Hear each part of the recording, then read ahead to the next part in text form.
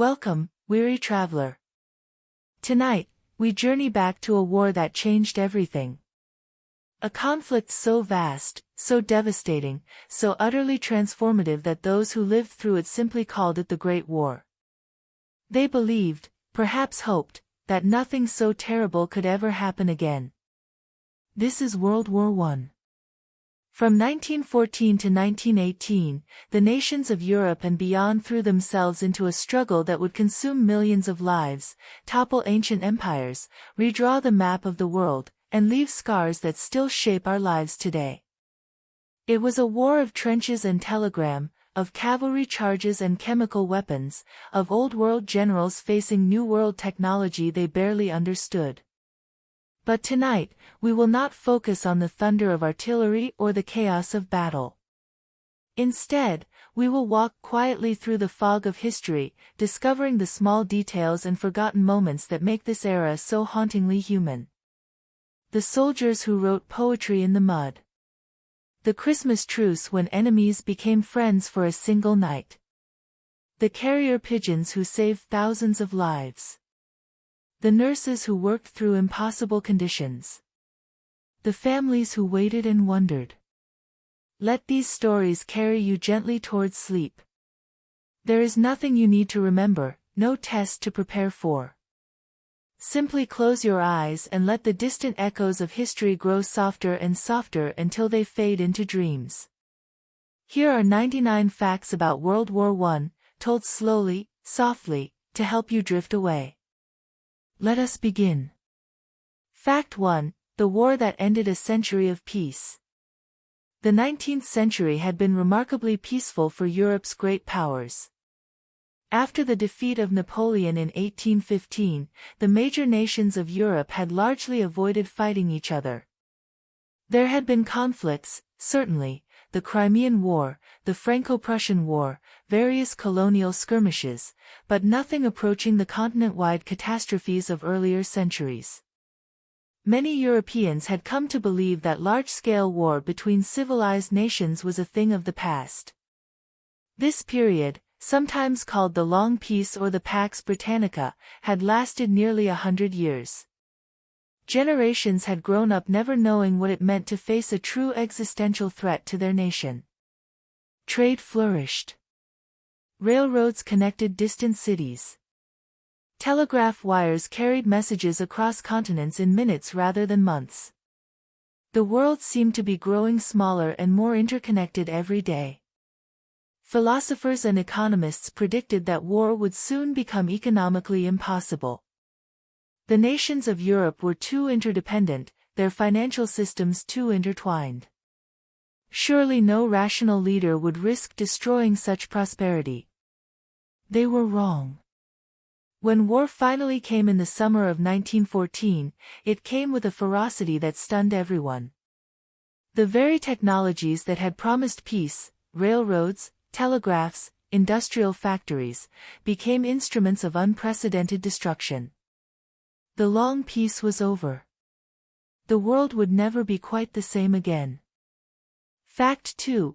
It started with an assassination. On June 28, 1914, in the city of Sarajevo, a teenage assassin changed the course of history. His name was Gavrilo Princip, and he was 19 years old. He was a member of a Serbian nationalist group called the Black Hand, which opposed Austro-Hungarian rule over Bosnia. Their target was Archduke Franz Ferdinand, heir to the throne of Austria-Hungary, who was visiting Sarajevo with his wife Sophie. The first assassination attempt that morning had failed. A bomb thrown at the Archduke's car bounced off and exploded under the vehicle behind, injuring several people. Franz Ferdinand continued to the town hall, apparently unshaken, and even delivered his scheduled speech. But fate, or perhaps just terrible luck, intervened on the way back. The Archduke's driver took a wrong turn and stopped the car to reverse, directly in front of a café where Gavrilo Princip happened to be sitting. Princip could not believe his luck. He stepped forward, drew his pistol, and fired twice at point-blank range. Both the Archduke and his wife died within the hour. Princip was captured immediately. He was too young to receive the death penalty under Austro-Hungarian law, so he was sentenced to 20 years in prison. He died of tuberculosis in 1918, just months before the war he had started finally ended. One teenager. 2 bullets. Millions of deaths to follow. Fact 3. The alliance system turned a crisis into a catastrophe. Europe in 1914 was bound together by a web of alliances that transformed a regional crisis into a world war. These alliances had been designed to prevent war by creating a balance of power. If any nation attacked another, it would face not just one enemy but several. The theory was that no country would dare start a conflict it could not win. In practice, the alliances worked like a row of dominoes. Austria-Hungary, outraged by the assassination, issued an ultimatum to Serbia. Serbia's response was conciliatory but not complete enough for Vienna. Austria-Hungary declared war on Serbia on July 28, exactly 1 month after the assassination. Russia, which saw itself as the protector of Slavic peoples, began mobilizing its army to defend Serbia. Germany, allied with Austria-Hungary, demanded Russia stop its mobilization. When Russia refused, Germany declared war on Russia on August 1. France was allied with Russia, so Germany declared war on France on August 3. To attack France quickly, German armies invaded neutral Belgium. Britain had guaranteed Belgian neutrality, so Britain declared war on Germany on August 4. Within 6 weeks of the assassination, most of Europe was at war. Countries that had been at peace for decades suddenly found themselves fighting for their survival. The alliance system, designed to prevent war, had instead ensured that when war came, it would engulf the entire continent. Fact 4. Millions volunteered with enthusiasm. When war was declared in August 1914, something strange and terrible happened across Europe. People celebrated. In Berlin, crowds gathered in the streets, singing patriotic songs and cheering for the Kaiser. In Paris, young men rushed to enlistment offices, afraid the war would be over before they could join. In London, so many volunteers came forward that recruiters could not process them all. This enthusiasm seems almost incomprehensible today, but it made sense to people at the time. They had grown up hearing stories of glorious wars fought by their grandfathers. They had been taught that military service was the highest form of patriotism, that dying for one's country was noble and honorable.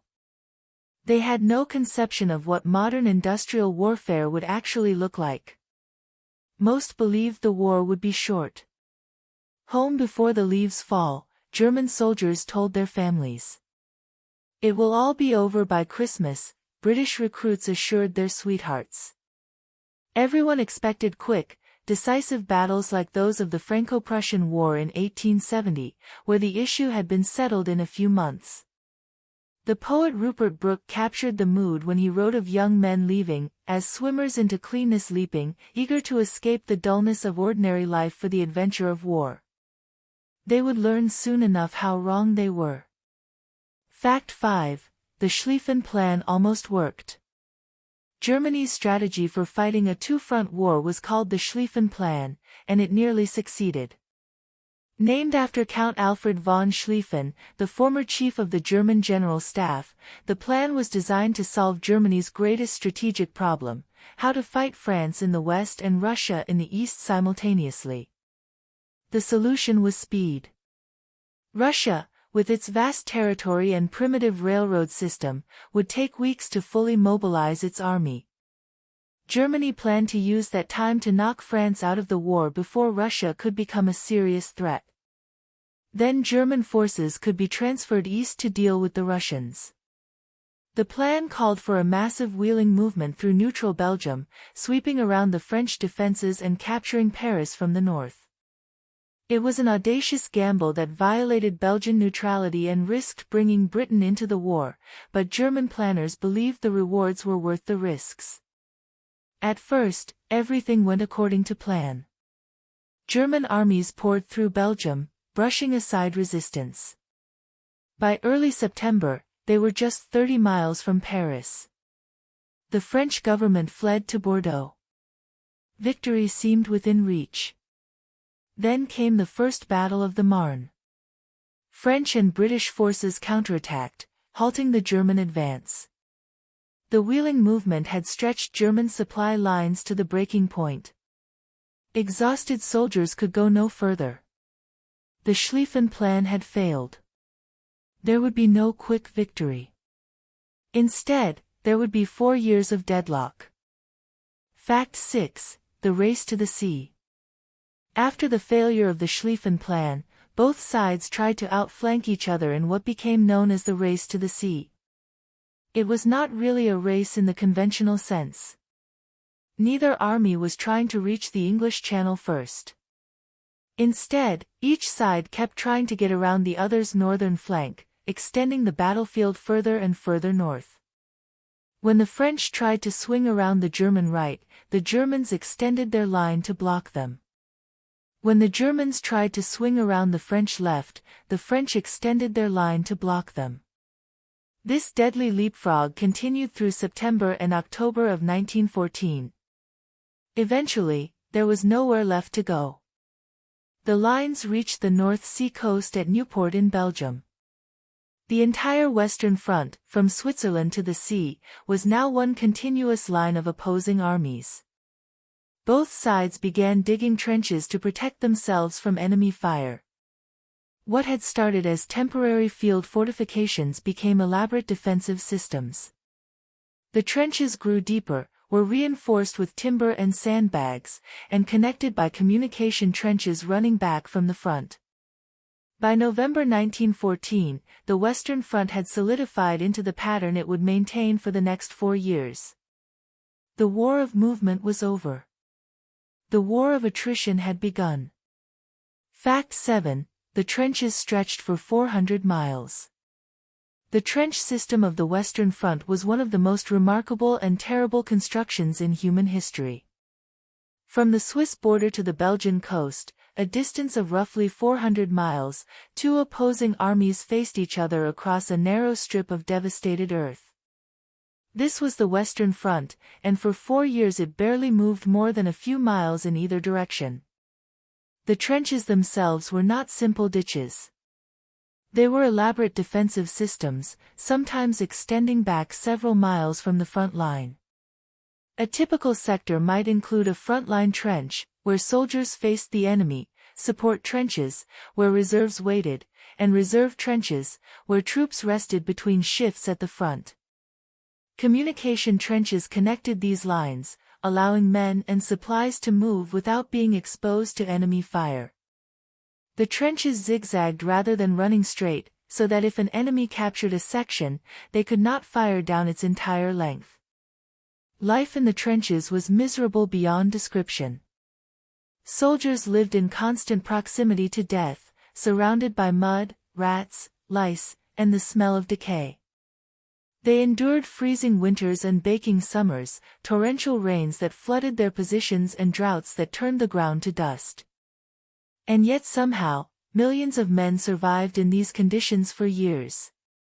They adapted, developed routines, found moments of humor and humanity amid the horror.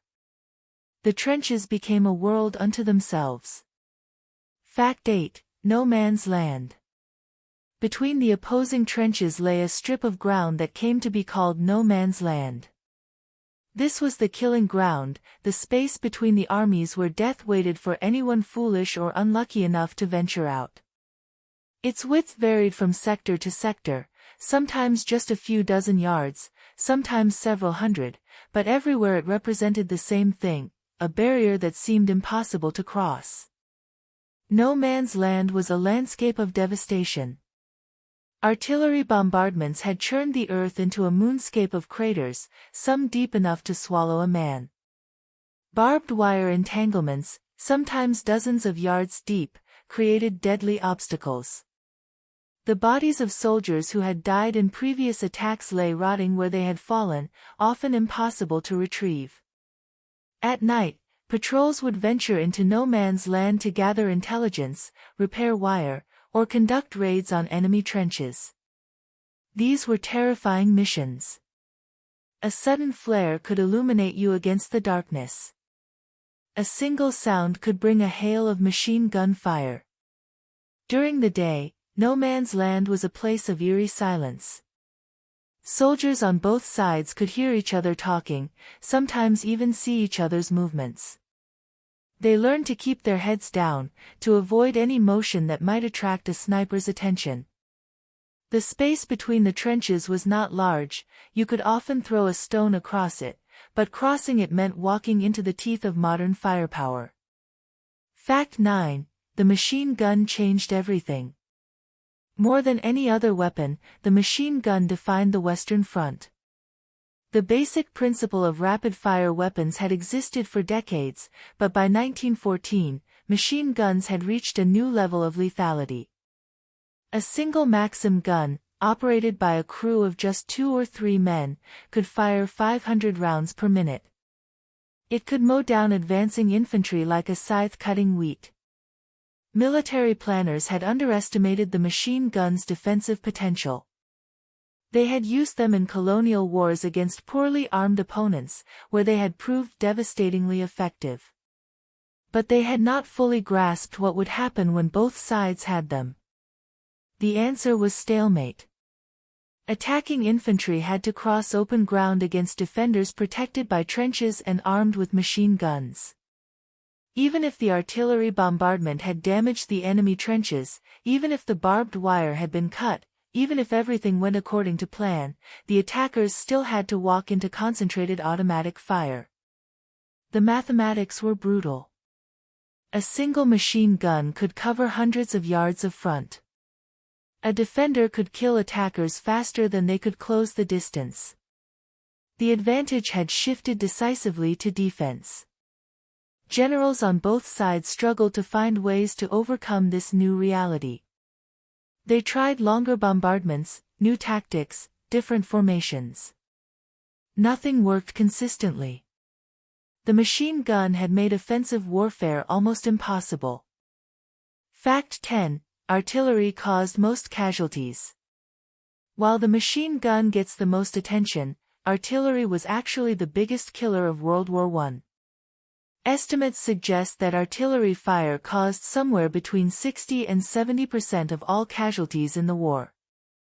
The great battles of the Western Front were not primarily infantry engagements but artillery duels of unprecedented scale. Both sides deployed guns of all sizes, from light field pieces to massive railway guns capable of firing shells the size of small cars. The bombardments before major offensives could last for days, sometimes weeks, as millions of shells rained down on enemy positions. The sound was indescribable. Soldiers spoke of a constant roar that made conversation impossible, that seemed to shake the very earth. The ground trembled continuously. Men went deaf, temporarily or permanently. The psychological toll was enormous. What we now call shell shock was largely a response to the unending trauma of artillery bombardment. Shells came in many varieties. High explosive rounds were designed to destroy fortifications and kill through blast effect. Shrapnel shells burst in the air, spraying metal balls across a wide area.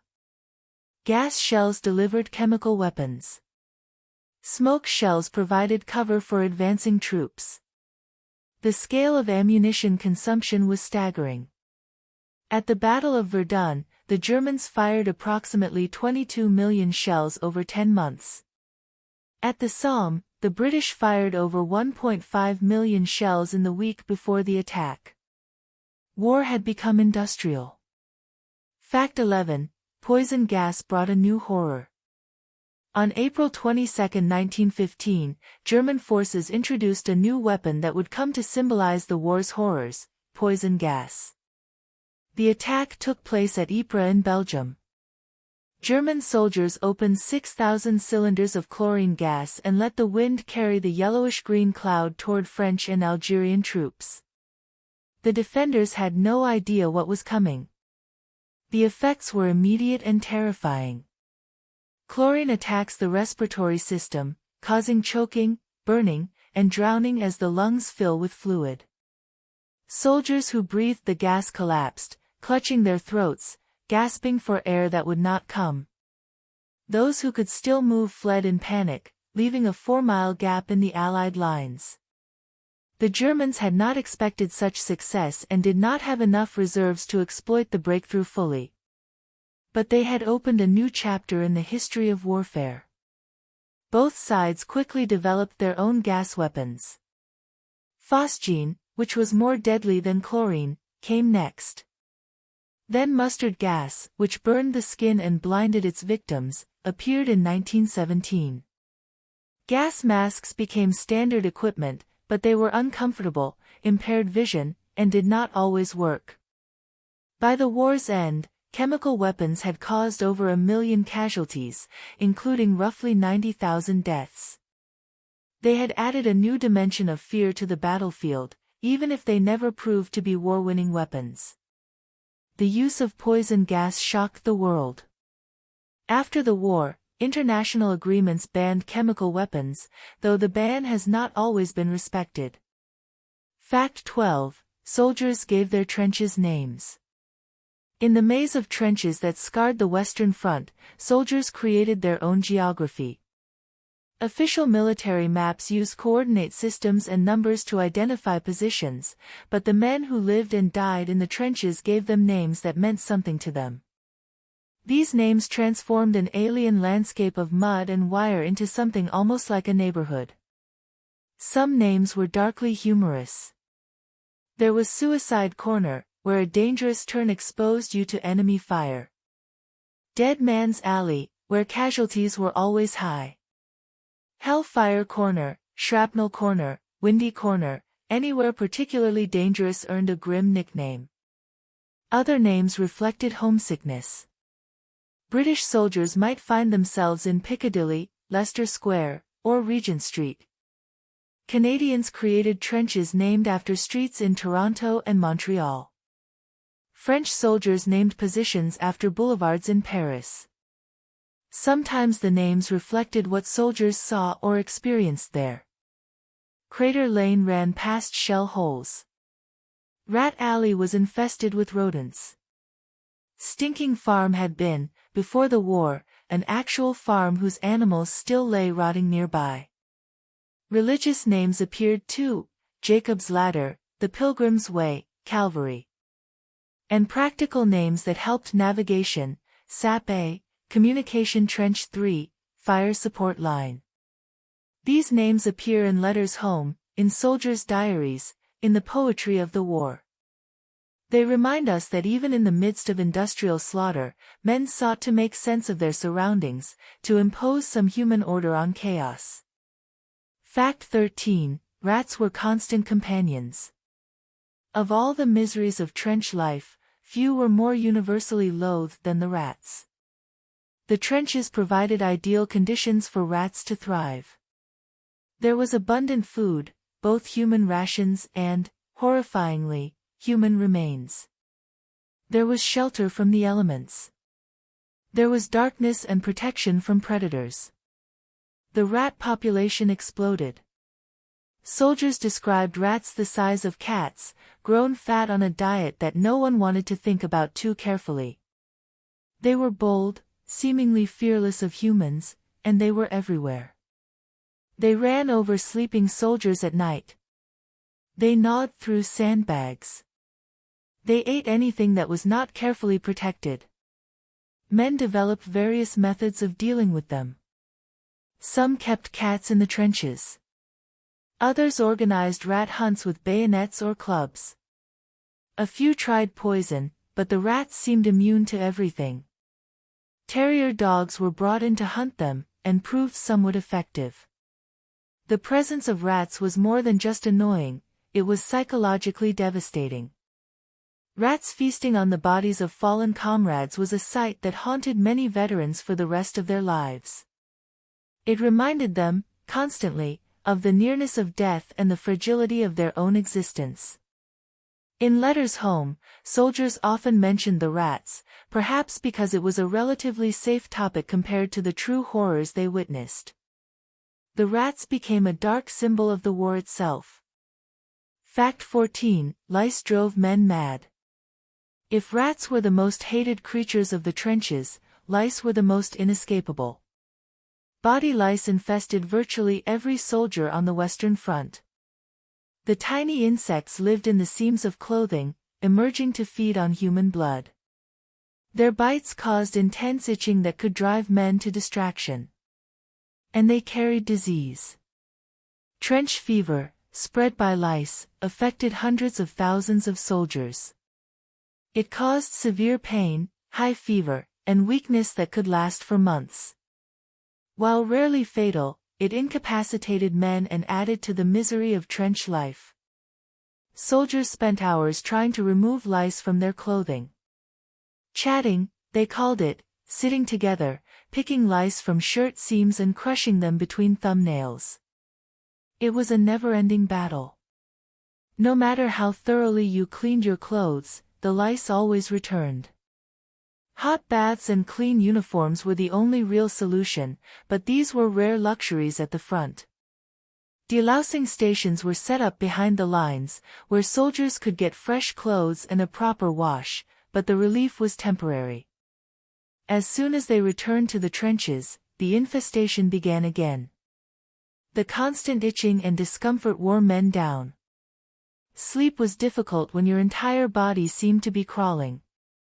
Combined with cold, mud, fear, and exhaustion, lice were one more burden that made life in the trenches nearly unbearable. Fact 15. Trench foot crippled thousands. In the waterlogged trenches of the Western Front, a condition called trench foot became endemic. Trench foot occurs when feet are kept wet and cold for extended periods.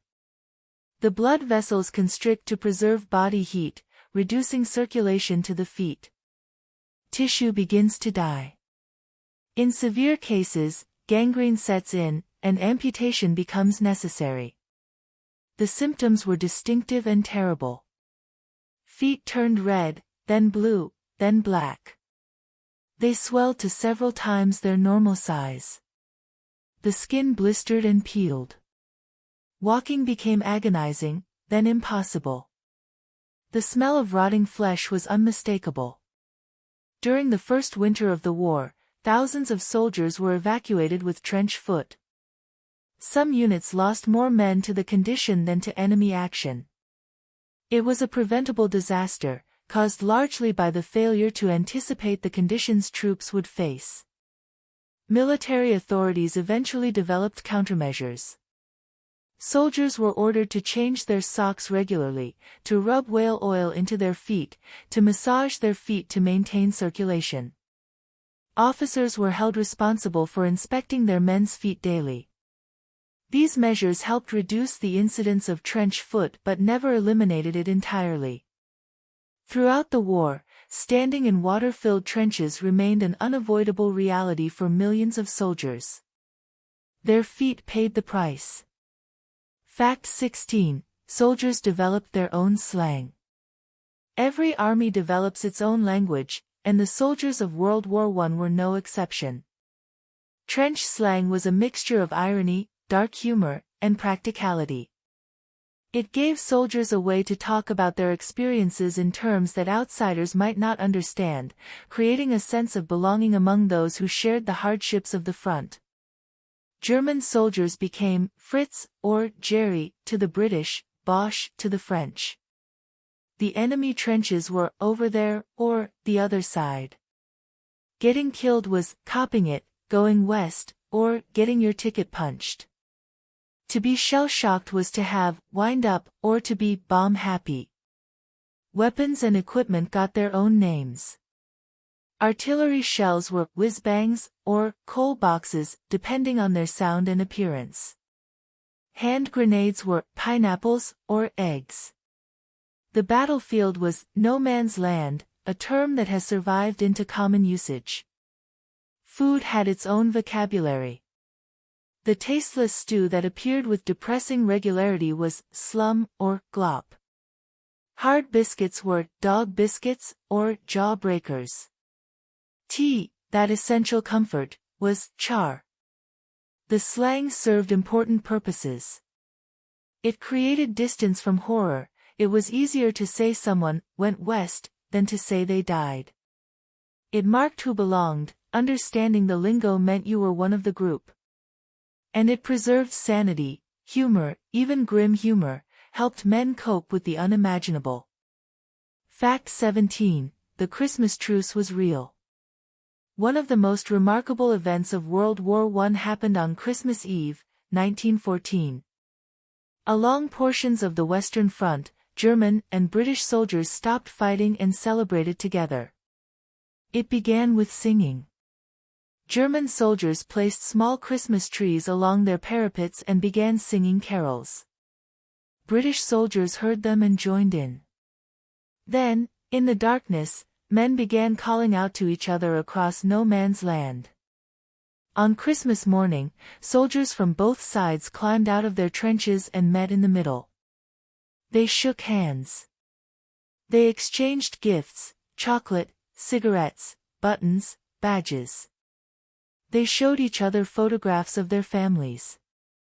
In some sectors, they played football, using whatever could serve as a ball. The truce was not universal. In many areas, the fighting continued as usual. Some officers on both sides tried to stop fraternization. But along significant stretches of the line, for a few hours or even days, the war simply stopped. The men discovered they had much in common. Many German soldiers had worked in Britain before the war and spoke English. They were young men, far from home, cold and miserable, facing death. They had more in common with each other than with the generals and politicians who had sent them to fight. The Christmas truce was never repeated on such a scale. High commands on both sides ensured that future Christmases were marked by artillery bombardments rather than carols. But for those who experienced it, that Christmas remained a cherished memory. Fact 18. Soldiers wrote poetry. World War I produced some of the most powerful poetry in the English language. The war poets, Wilfred Owen, Siegfried Sassoon, Rupert Brooke, Isaac Rosenberg, and others, created works that captured the horror, the pity, and sometimes the strange beauty of the conflict. Their poems gave voice to experiences that seemed beyond ordinary language. Wilfred Owen, perhaps the greatest of them, wrote poems that directly confronted the reality of modern warfare. His Dulce et Decorum Estate describes a gas attack in visceral detail, ending with a bitter rejection of the old lie that it is sweet and fitting to die for one's country. Siegfried Sassoon, who began the war as a conventional patriot, became increasingly bitter and satirical as the conflict dragged on. His poems attacked not just the enemy but the generals, politicians, and civilians who prolonged the slaughter. Isaac Rosenberg, killed in 1918, wrote with a mystical intensity that set him apart from other war poets. His Break of Day in the Trenches finds a strange communion between the speaker and a rat, both creatures just trying to survive. Many soldiers who were not professional poets also wrote verse. The trench newspapers published by various units were full of poems, some serious, some comic, all expressing the shared experience of men at war. These poems remain powerful today because they refuse to romanticize. They tell us what war was really like, from men who were there. Fact 19. Letters home were censored. For soldiers at the front, letters were a lifeline to the world they had left behind. Mail call was one of the most anticipated events in trench life. A letter from home could boost morale more than any official announcement. Photographs of wives and children, news of ordinary life, words of love and encouragement, these things reminded men what they were fighting for. But every letter that left the front lines passed through censorship. Officers were responsible for reviewing their men's correspondence, crossing out any information that might be useful to the enemy if intercepted. Locations, unit designations, details about upcoming operations, casualty figures, all of this was forbidden. The censorship put officers in an awkward position. They were reading their own men's intimate thoughts, their fears and hopes and complaints. They learned things about their soldiers they might rather not have known. And the soldiers, knowing their officers would read every word, had to be careful about what they wrote. Many soldiers developed codes to communicate secretly with their families. Certain phrases might indicate their location.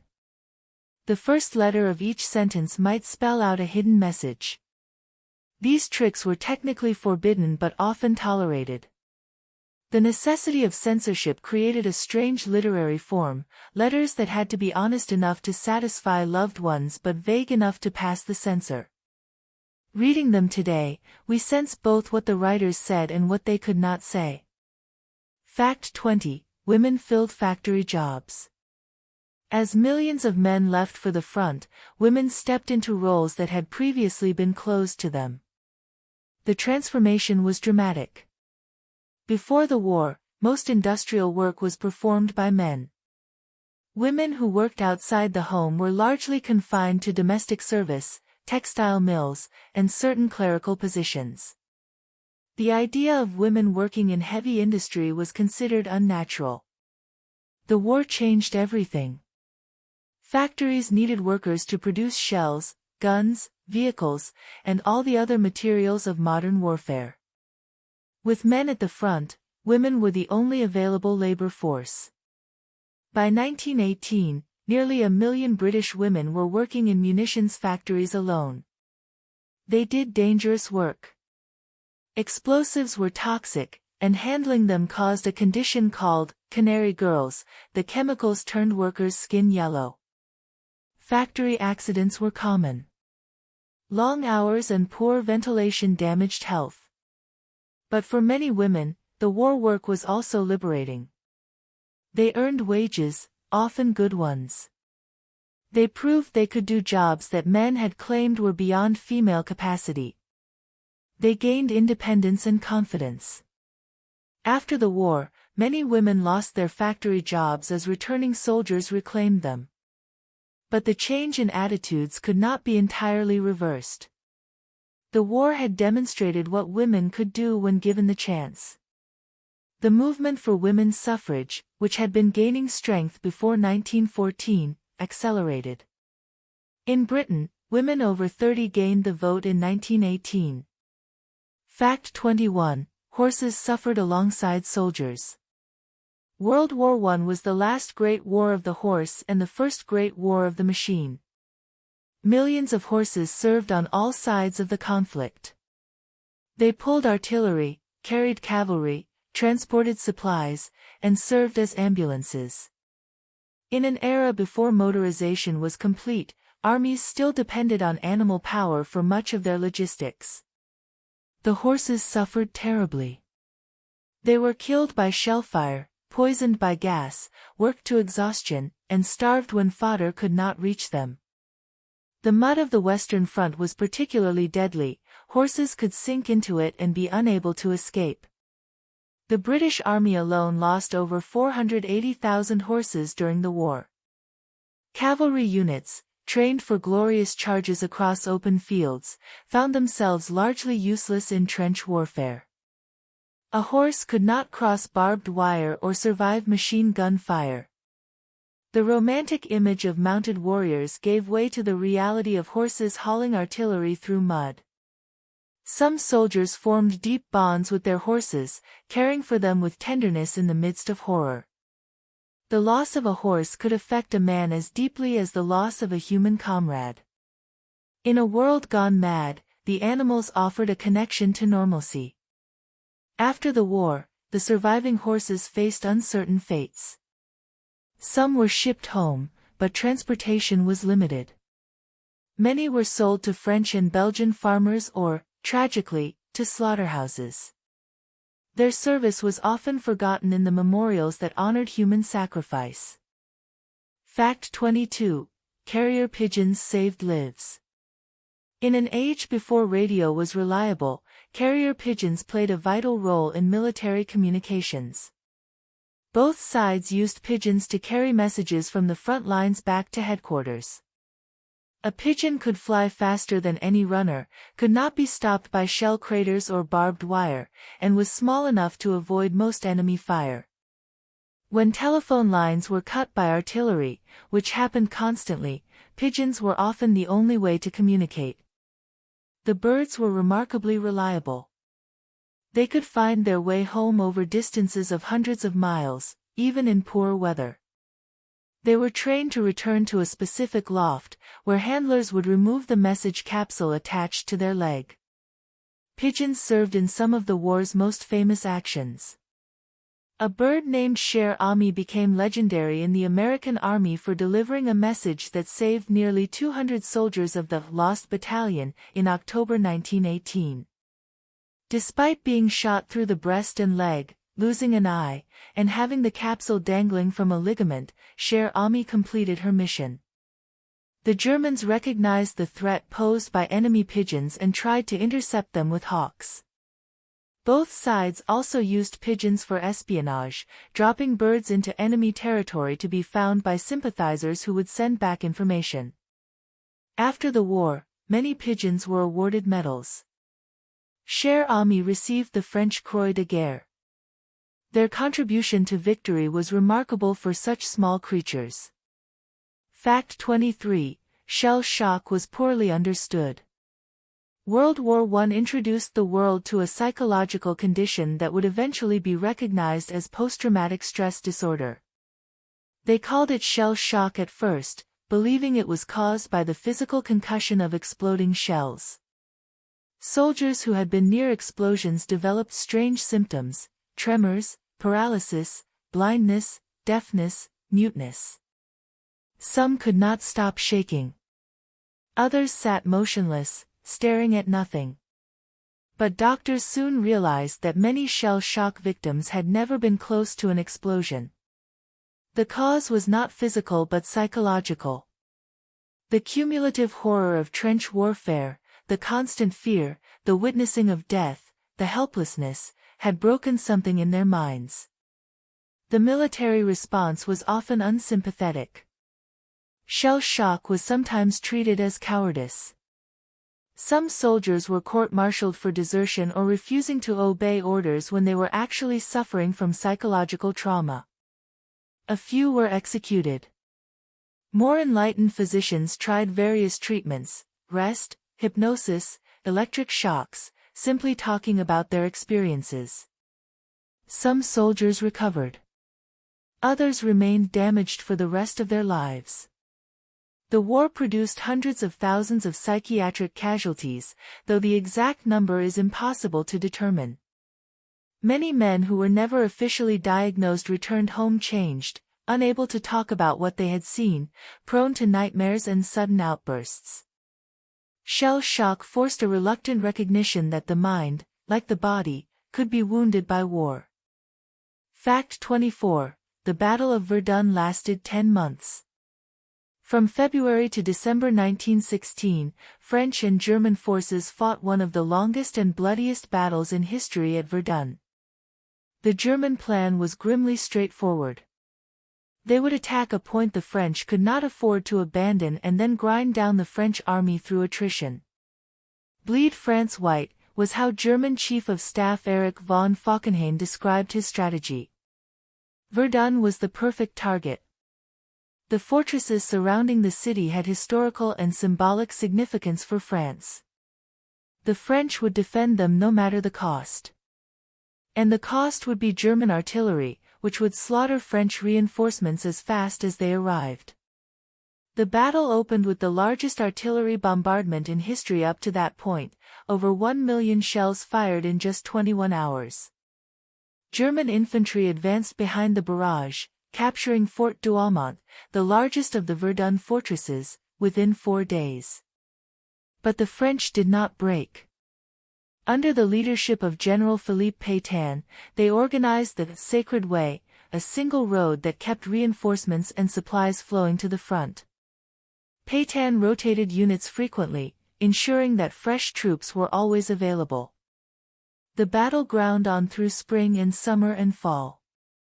Both sides suffered catastrophic casualties. The landscape around Verdun was utterly destroyed, churned into a moonscape where the bones of the dead still emerge from the soil a century later. When it finally ended, the lines were almost exactly where they had been at the beginning. France had lost over 350,000 men. Germany had lost nearly as many. Nothing had been achieved. Fact 25. The Somme was even deadlier. Just 5 months after Verdun began, the British launched their great offensive at the Somme, and suffered the bloodiest day in the history of the British Army. July 1, 1916 was supposed to be the beginning of the breakthrough. The British had bombarded German positions for a week, firing over 1.5 million shells. They believed the barbed wire would be cut, the trenches destroyed, the defenders killed or demoralized. They were wrong. The German dugouts, carved deep into the chalk, had protected the defenders from all but direct hits. The wire, designed to be cut by shrapnel shells, had often just been lifted and tangled rather than destroyed. When the bombardment ended and whistles blew at 7:30 in the morning, German machine gunners emerged from their shelters and manned their weapons. The British soldiers, carrying heavy packs, were ordered to walk slowly across no man's land in orderly lines. They made perfect targets. German machine guns cut them down in swaths. By the end of the first day, the British had suffered over 57,000 casualties, including nearly 20,000 dead. The battle continued for more than 4 months. The British and French eventually gained about 6 miles of ground at a cost of over 600,000 casualties. German losses were similar. The Somme became a symbol of the futility and horror of World War I, a battle where hundreds of thousands died for nothing more than a few miles of churned earth. Fact 26. Tanks appeared for the first time. On September 15, 1916, at the Battle of Flers-Courcelette during the Somme offensive, a new weapon rumbled onto the battlefield. The tank was a British invention, developed in secret under the cover name, Tank, to disguise its true purpose. It was designed to solve the fundamental problem of trench warfare, how to cross no man's land without being slaughtered by machine guns and barbed wire. The early tanks were primitive and unreliable. They had top speeds of about 4 miles per hour. They broke down constantly. Inside, crews endured temperatures over 100 degrees Fahrenheit, deafening noise, and choking engine fumes. Many crew members passed out during operations. But tanks could do something no infantry could. They could roll over barbed wire, cross trenches, and absorb machine gun fire that would have killed unprotected soldiers. They were terrifying to enemies who had never seen anything like them. The Germans initially dismissed tanks as impractical. They would change their minds as the war progressed and tank technology improved. By 1918, tanks were playing a significant role in breaking the deadlock on the Western Front. The full potential of armored warfare would not be realized until the next war, when German blitzkrieg tactics showed what tanks could do when used in mass formations with air support. But the seeds were planted in the mud of the Somme. Fact 27. Airplanes evolved from scouts to fighters. When the war began, airplanes were a novelty.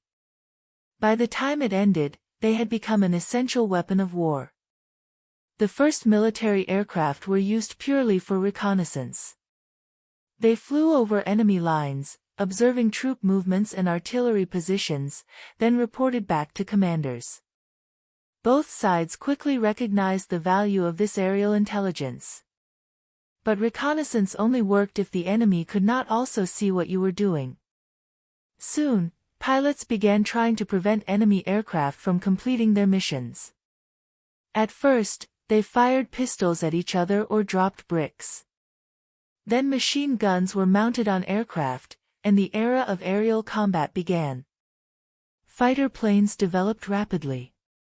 The Germans introduced the Fokker Eindecker, with a machine gun synchronized to fire through the propeller arc. The Allies responded with their own fighters. Names like the Red Baron, Manfred von Richthofen, became legendary. Bombers also evolved. Aircraft carried increasing loads of explosives to drop on enemy troops, supply depots, and eventually cities. Zeppelin airships and later heavy bombers struck targets far behind the front lines, bringing war to civilian populations. By 1918, all the basic elements of air warfare were in place: fighters, bombers, reconnaissance aircraft, and the tactics that would be refined in later conflicts. The war that began with cavalry charges ended with airplanes dueling in the skies.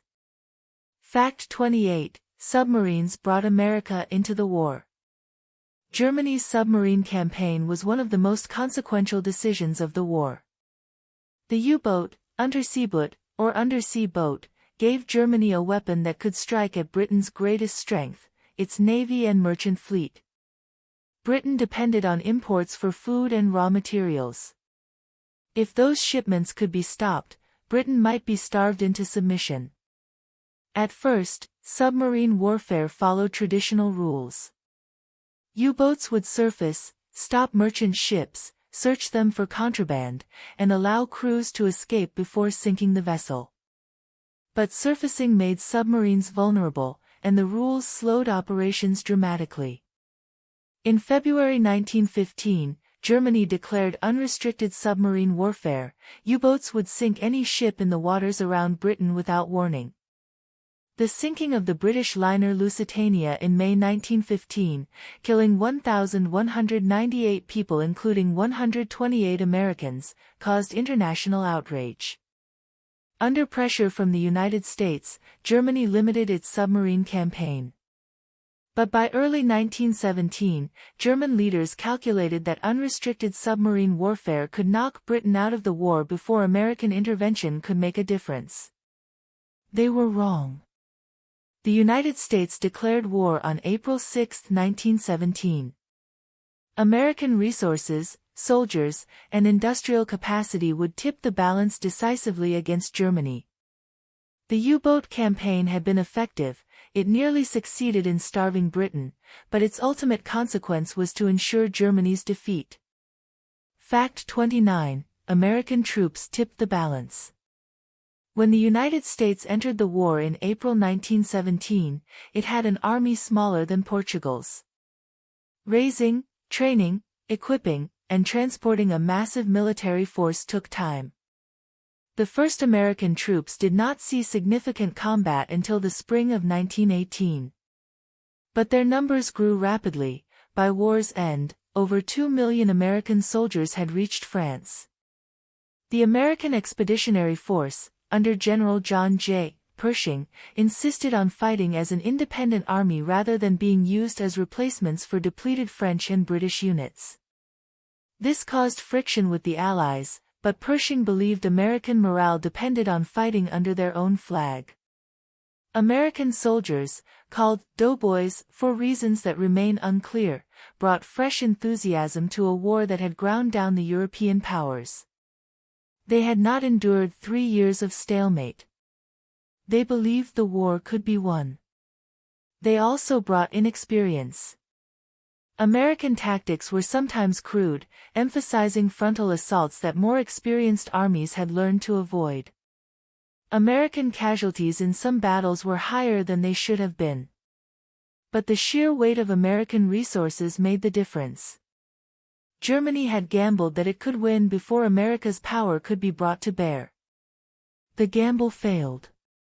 By the summer of 1918, American troops were arriving in France at a rate of 300,000 per month. Germany's last hopes of victory faded. Fact 30. The spring offensive was Germany's last gamble. In March 1918, Germany launched its greatest offensive of the war. Russia had withdrawn from the conflict following the Bolshevik Revolution, freeing German troops from the Eastern Front. For the first time since 1914, Germany had numerical superiority in the West. But time was running out. American troops were arriving in ever-increasing numbers. It was now or never. The spring offensive, also known as the Kaiserschlacht, Kaiser's Battle, employed new tactics. Instead of the prolonged bombardments that had preceded earlier attacks, the Germans used a short, intense barrage designed to suppress rather than destroy defenses. Specially trained stormtroopers then infiltrated the enemy lines, bypassing strong points to attack command posts and artillery. The results were spectacular, at first. German forces advanced over 40 miles in some sectors, the largest gain on the Western Front in 4 years. Paris was shelled by long-range guns. For a moment, Germany seemed on the verge of victory. But the offensive eventually ran out of steam. Supply lines could not keep up with the advance. The stormtroopers, the best soldiers Germany had, suffered heavy casualties. And when German soldiers captured Allied supply depots stocked with food their own army could no longer provide, morale began to crack. By July, the offensive had failed. Germany had expended its last reserves of men and material. The initiative passed to the Allies, who would not relinquish it. Fact 31, the 100 Days ended the war. From August to November 1918, a series of Allied offensives shattered the German army and ended the war. It began on August 8, what German General Erich Ludendorff called the Black Day of the German Army. British and French forces, with Australian and Canadian spearheads, attacked near Amiens using mass tanks, aircraft, and artillery in coordinated operations. The German line broke. For the first time in 4 years, the war of movement returned to the Western Front. Allied armies advanced steadily, liberating towns and villages that had been occupied since 1914. The trench lines that had seemed permanent were abandoned or overrun. The German army did not collapse entirely, it conducted a fighting retreat, inflicting significant casualties on the attackers. But it was clearly beaten. Soldiers surrendered in increasing numbers. Some units refused to obey orders. The legendary discipline of the German military was crumbling. By September, Allied forces were breaking through the Hindenburg Line, Germany's last prepared defensive position. Bulgaria, one of Germany's allies, sued for peace. The Ottoman Empire collapsed. Austria-Hungary disintegrated. Germany stood alone. On November 11, 1918, at 11 o'clock in the morning, the guns fell silent. An armistice had been signed hours earlier in a railway carriage in the forest of Compiègne. The war was over. For years of slaughter had ended, not with a decisive battle, but with exhaustion and revolution. Fact 32, the armistice came at the 11th hour. The timing of the armistice has become legendary, the 11th hour of the 11th day of the 11th month. The armistice agreement was actually signed at 5 a.m. on November 11, 1918, in Marshal Ferdinand Foch's private railway carriage. But the ceasefire was set to begin at 11 a.m. to allow the news to spread along the front lines. Those 6 hours between signature and implementation remain controversial. Fighting continued during that time. Soldiers on both sides continued to die for ground that would be worthless in a few hours. Some commanders ordered attacks right up to the last minute, for reasons that seem incomprehensible a century later. The last soldier killed in World War I was probably American Private Henry Gunther, shot by German machine gunners at 10:59 a.m., 1 minute before the armistice took effect. He had charged a German position despite their attempts to wave him off, apparently trying to prove his courage after having been recently demoted. When 11 o'clock arrived, silence fell over the Western Front. Soldiers who had lived with the constant sound of artillery for years suddenly heard nothing. The quiet was almost disorienting. Men climbed out of their trenches, unsure what to do. Some celebrated. Others simply sat, too exhausted to feel anything. Many wept, for joy, for sorrow, for comrades who had not lived to see this day. The war was over. The reckoning was about to begin. Fact 33, Empires fell. World War I destroyed the political order of Europe. For great empires that had dominated the continent for centuries collapsed during or immediately after the war: the German Empire, the Austro-Hungarian Empire, the Ottoman Empire, and the Russian Empire. A map of Europe in 1914 looks almost unrecognizably different from a map drawn in 1920. The German Empire became the Weimar Republic after Kaiser Wilhelm II abdicated and fled to the Netherlands. The humiliation of defeat and the harsh terms of the Treaty of Versailles would poison German politics for decades. Austria-Hungary simply disintegrated. Its various nationalities, Czechs, Slovaks, Hungarians, Poles, South Slavs, broke away to form new countries. The empire that had triggered the war by its ultimatum to Serbia no longer existed. The Ottoman Empire, already crumbling before the war, lost its Arab territories to British and French mandates. Mustafa Kemal Ataturk would eventually forge a new Turkish nation from the remnants of the Anatolian heartland. Russia had exited the war in 1917 through revolution. The Romanov dynasty, which had ruled for 3 centuries, was overthrown. Tsar Nicholas II and his family were executed. A new power, the Soviet Union, would rise in Russia's place. The old order, with its kings and emperors and aristocracies, had been swept away. What would replace it remained uncertain. Fact 34, the Treaty of Versailles satisfied no one. The peace treaty that ended the war was signed at the Palace of Versailles on June 28, 1919, 5 years to the day after the assassination of Franz Ferdinand. The terms were harsh. Germany was required to accept sole responsibility for starting the war, the infamous war guilt clause.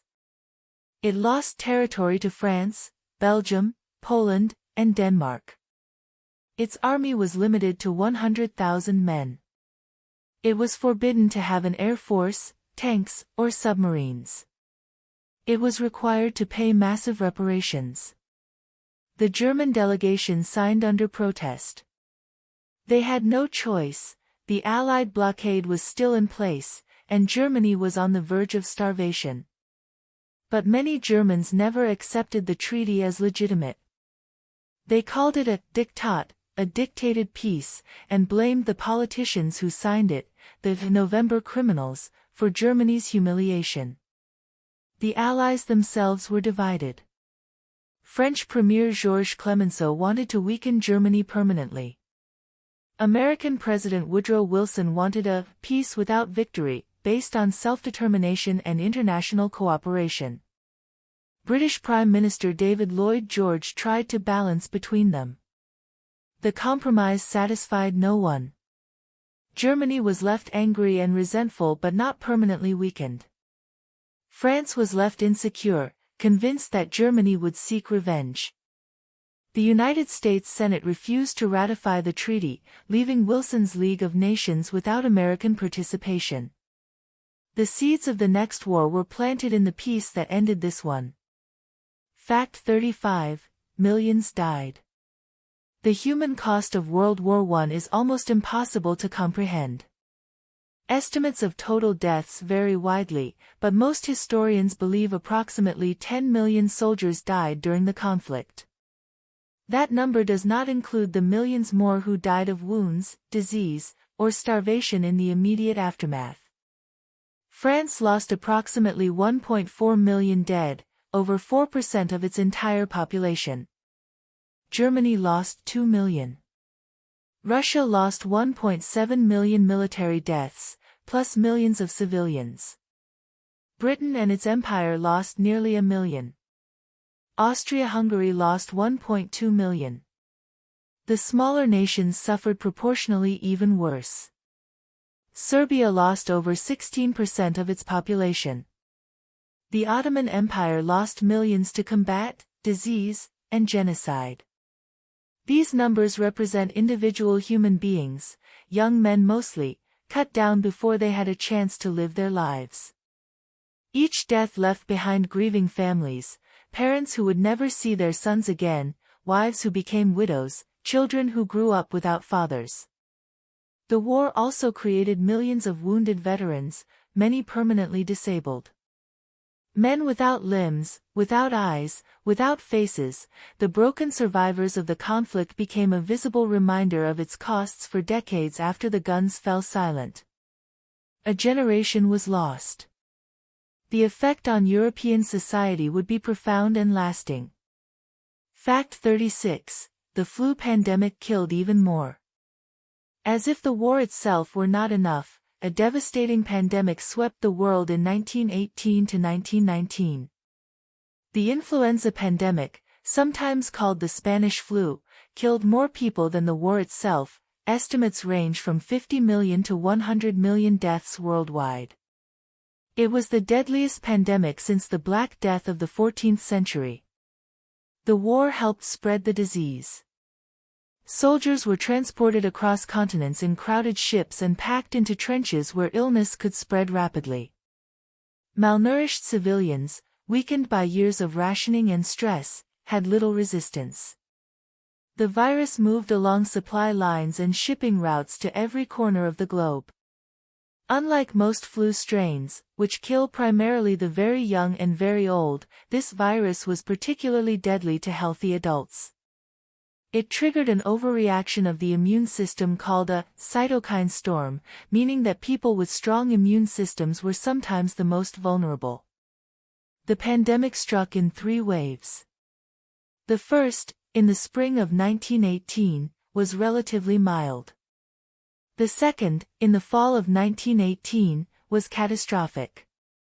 The third, in the winter of 1918 to 1919, caused significant mortality but less than the second wave.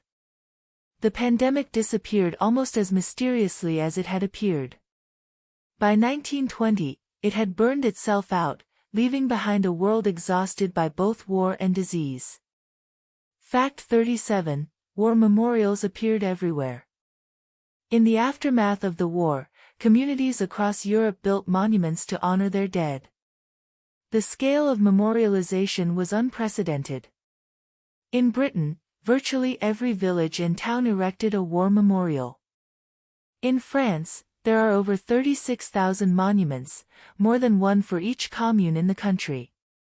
The Imperial War Graves Commission, now the Commonwealth War Graves Commission, took on the enormous task of maintaining the cemeteries where the war dead were buried. The memorials took many forms. Some were simple stone crosses or obelisks. Others were elaborate monuments with statues of soldiers or allegorical figures. Churches installed memorial plaques and windows. Schools recorded the names of former students who had died. Many memorials included the names of every local man who had fallen, no matter his rank or status. A farm laborer who died as a private was commemorated alongside the son of the lord of the manor who died as a captain. Death had made them equal.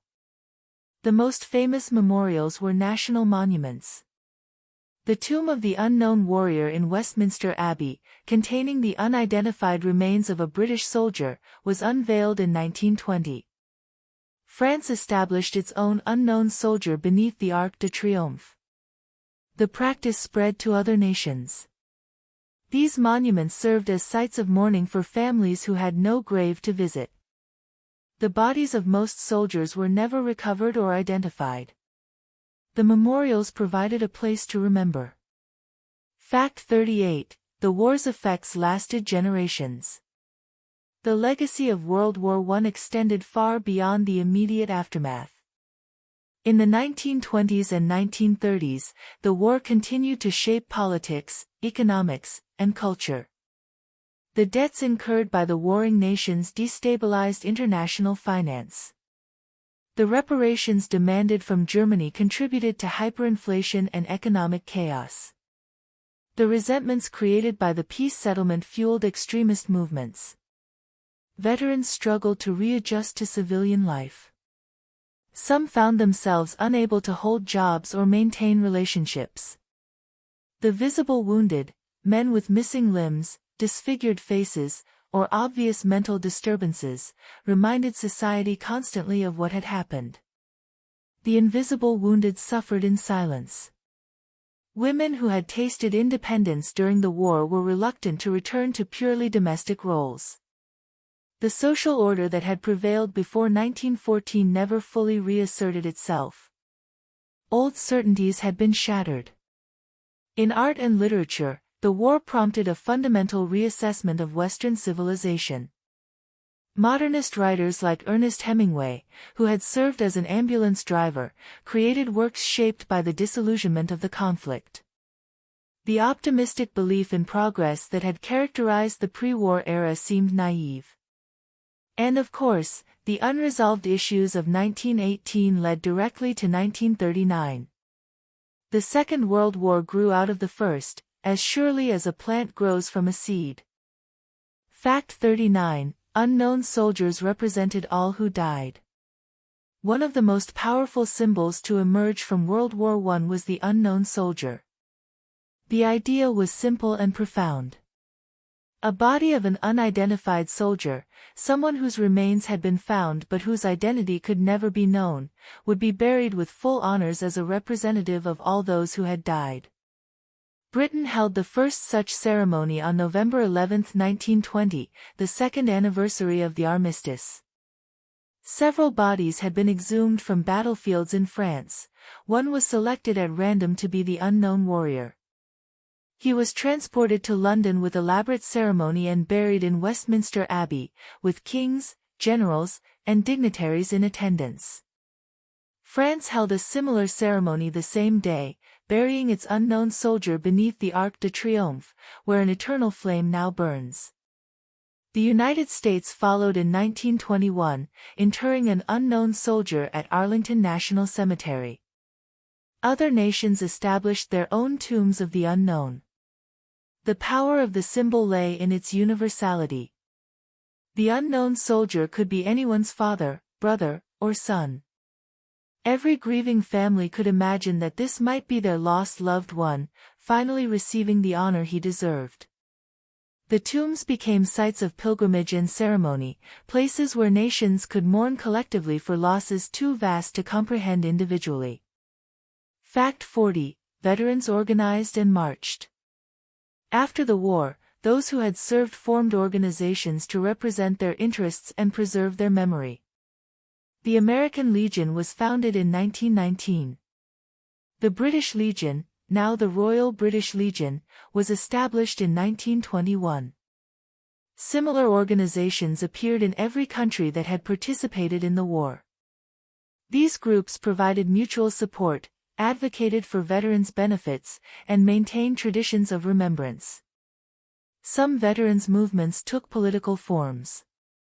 In Italy, many former soldiers joined the fascist movement led by Benito Mussolini, himself a war veteran.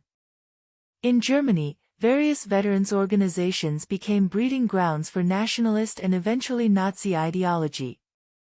The experience of the trenches had radicalized some men, making them susceptible to extremist appeals. Other veterans simply wanted to be left alone to heal.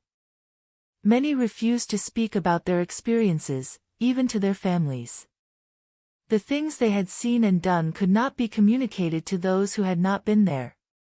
Annual commemorations brought veterans together. Armistice Day, November 11th, became a day of national mourning in many countries. Veterans would march in parades, lay wreaths at memorials, and observe 2 minutes of silence at the 11th hour. These rituals continued long after the last veteran had died. Fact 41. The Eastern Front was different. While the Western Front became synonymous with trench warfare, the Eastern Front was a very different kind of war. The vast distances of Eastern Europe made continuous trench lines impossible. The front stretched over 1,000 miles, from the Baltic Sea to the Black Sea, across terrain that varied from dense forests to open steppes. Both sides lacked the men to defend every yard of this enormous frontage. The result was a more mobile war. Great offensives swept back and forth across Poland, Ukraine, and the Baltic states. Cities changed hands multiple times. Armies advanced and retreated over hundreds of miles, distances unimaginable on the Western Front. The fighting was no less brutal for being more fluid. Russian casualties were enormous, over 3 million killed and wounded by 1917. German and Austro-Hungarian losses were also severe, though their better organization and logistics meant they won most of the major battles. The war in the East was also more politically consequential. The strain of the conflict destroyed the Russian state, leading to revolution in 1917. The new Bolshevik government signed the Treaty of Brest-Litovsk in March 1918, surrendering vast territories to Germany and ending Russia's participation in the war. The Eastern Front determined the fate of Eastern Europe for the rest of the century. Fact 42. Gallipoli was a costly failure. One of the war's most famous campaigns was the Allied attempt to force the Dardanelles Straits and capture Constantinople. The idea had strategic logic. If the Allies could knock the Ottoman Empire out of the war and open a supply route to Russia, they might break the deadlock in the West. In February 1915, Allied warships bombarded the Ottoman forts guarding the Dardanelles. The initial attack seemed promising. Then everything went wrong. Naval mines sank several Allied ships, including 3 battleships. The naval assault was abandoned. Instead, troops would be landed on the Gallipoli Peninsula to capture the forts from behind. The landings on April 25, 1915, were a disaster. Ottoman defenders, including the future founder of Turkey, Mustafa Kemal, were ready. The beaches turned into killing grounds. The Allies managed to establish footholds but could advance no further. The campaign settled into a grim stalemate, trenches on cliffsides instead of fields, but just as deadly. Heat, disease, flies, and constant sniping wore down the Allied forces. Reinforcements arrived but made no progress. By January 1916, the Allies evacuated their forces, the most successful part of the entire operation. The campaign had cost over 250,000 Allied casualties and achieved nothing. Gallipoli became particularly significant to Australia and New Zealand, whose troops had fought prominently there. April 25 is commemorated as Anzac Day in both countries. Fact 43. The war spread across the globe. Though the Western Front dominated the headlines, World War I was truly a global conflict. Fighting occurred on every continent except Antarctica. German colonies in Africa, Asia, and the Pacific became targets for Allied forces. Japan, allied with Britain, seized German territories in China and the Pacific Islands. South African forces captured German Southwest Africa. British and Indian troops fought in East Africa against German forces led by the brilliant guerrilla commander Paul von Lettow-Vorbeck. In the Middle East, British Empire forces fought the Ottoman Empire across Egypt, Palestine, Mesopotamia, and Arabia. The exploits of T. E. Lawrence, Lawrence of Arabia, supporting Arab rebels against the Turks became legendary. British forces captured Jerusalem in December 1917 and Damascus in October 1918. Naval warfare occurred across the world's oceans. German commerce raiders hunted Allied shipping from the Pacific to the Indian Ocean. The famous German light cruiser Emden terrorized shipping lanes before being destroyed near the Cocos Islands in November 1914. Even remote regions felt the war's effects. Prices for commodities rose and fell with the fortunes of the belligerents. Neutrals were pressured to choose sides. The global economy, already interconnected before 1914, was reshaped by the conflict. The war that began with an assassination in Sarajevo ended by touching every corner of the earth. Fact 44. Propaganda shaped public opinion. World War I was the first conflict in which governments systematically used mass media to shape public opinion. Propaganda took many forms. Posters called on men to enlist, women to support the war effort, citizens to buy war bonds. Newspapers published stories of enemy atrocities, some true, some exaggerated, some entirely invented. Films depicted heroic soldiers and demonized enemies. The most effective propaganda appealed to emotions rather than reason. The German enemy was depicted as a barbaric Hun, a threat to civilization itself. Stories of German soldiers bayoneting babies and violating women circulated widely. Whether true or not, they served to harden attitudes and justify the sacrifices the war demanded. Each belligerent had its own propaganda apparatus. Britain's War Propaganda Bureau, based at Wellington House, employed famous writers including H. G. Wells and Arthur Conan Doyle. Germany's efforts were generally considered less effective, at least in neutral countries like the United States. The propaganda had lasting effects. It contributed to the hatred that made the Treaty of Versailles so harsh. It created distrust of official information that persisted long after the war. When governments told the truth, people assumed they were lying. The techniques developed during World War I would be refined and expanded in future conflicts. The war had demonstrated the power of media to mobilize populations for total war. Fact 45. Censorship controlled information. While propaganda told people what to think, censorship ensured they did not learn inconvenient truths. All belligerent governments censored information about the war. Casualty figures were suppressed or delayed. Military setbacks were minimized or explained away. Reports from the front lines were reviewed before publication. Photographs that might damage morale were confiscated. The gap between what soldiers experienced and what civilians believed was enormous. Men on leave found that people at home had no idea what the war was really like. The cheerful optimism of newspapers bore no resemblance to the horror of the trenches. Some information slipped through. Letters home, though censored, conveyed hints of the truth. Wounded soldiers told stories. Rumors spread. But the full picture did not emerge until after the war, and even then, many veterans refused to speak of their experiences. The censorship was sometimes absurd. British authorities initially banned the word trench in newspaper reports, fearing it would reveal tactical information to the enemy. The existence of tanks was kept secret for months after their first use. Weather reports were suppressed in case they helped enemy planners. The justification for censorship was military necessity, but the effect was to create a fundamental disconnect between the war as it was fought and the war as it was understood by those who did not fight. Fact 46. Conscription became universal. At the war's beginning, most armies relied on volunteers. By its end, virtually every belligerent had resorted to conscription. The continental European powers, Germany, France, Austria-Hungary, Russia, already had conscription systems before the war.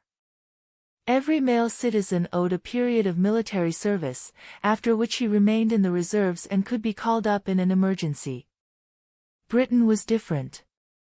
The British Army had traditionally been a professional volunteer force. The idea of compulsory military service was foreign to British political culture. When war came, volunteers flooded the recruiting offices, but not in sufficient numbers to replace the casualties. In January 1916, Britain introduced conscription for single men aged 18 to 41. It was later extended to married men and eventually to men up to 50. The United States, which entered the war with a tiny army, implemented conscription in May 1917. Conscription transformed societies. It sent men to war who had no particular desire to fight. It created systems for tracking and mobilizing entire populations. It raised questions about the obligations of citizenship that would be debated for decades. The universal armies of World War I were truly representative of their nations: farmers and factory workers, clerks and craftsmen, professors and peasants. The war was not fought by professional soldiers but by ordinary citizens in uniform. Fact 47. Total war mobilized entire societies. World War I introduced the concept of total war, a conflict that engaged not just armies but entire nations. Previous wars had been fought by professional soldiers while civilian life continued more or less normally. This war was different. Victory depended on industrial production, agricultural output, financial resources, and the morale of civilian populations. The home front was as important as the front lines. Governments took control of their economies to an unprecedented degree. Industries were directed to produce war materials. Workers were assigned to essential jobs. Food was rationed. Prices were controlled. Civil liberties were restricted in the name of national security. Women entered the workforce in huge numbers, taking jobs previously reserved for men. Children collected scrap metal and knitted socks for soldiers. Elderly citizens bought war bonds and planted victory gardens. Everyone was expected to contribute. The demands of total war strained societies to their breaking points.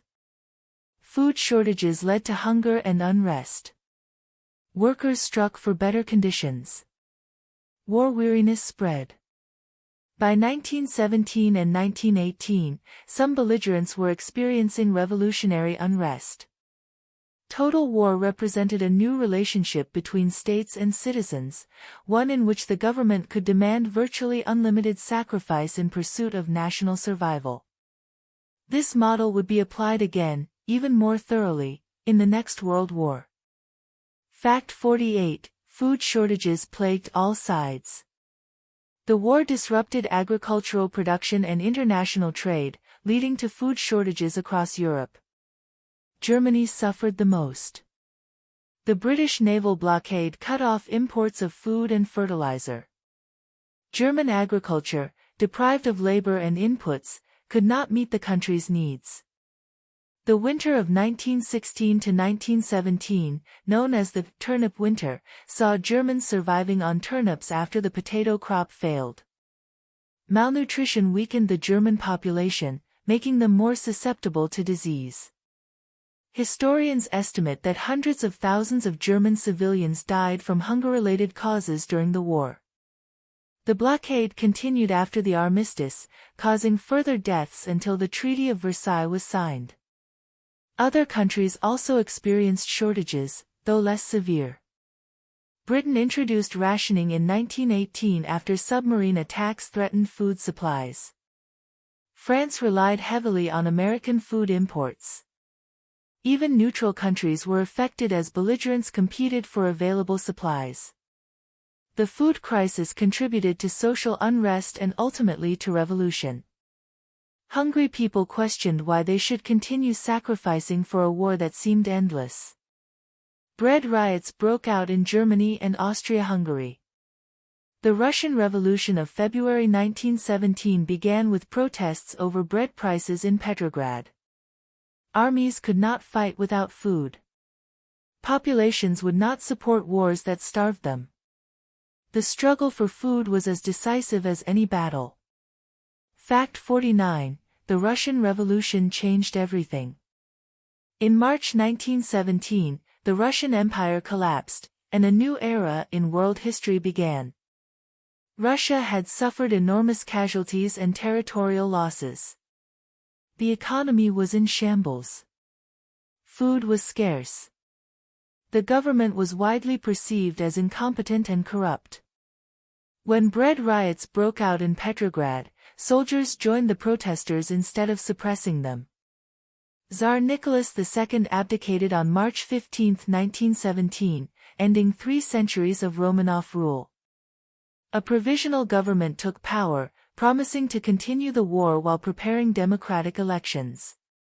But real power increasingly lay with the Soviets, councils of workers and soldiers that had formed spontaneously across the country. In November 1917, the Bolsheviks, led by Vladimir Lenin, seized power in a second revolution.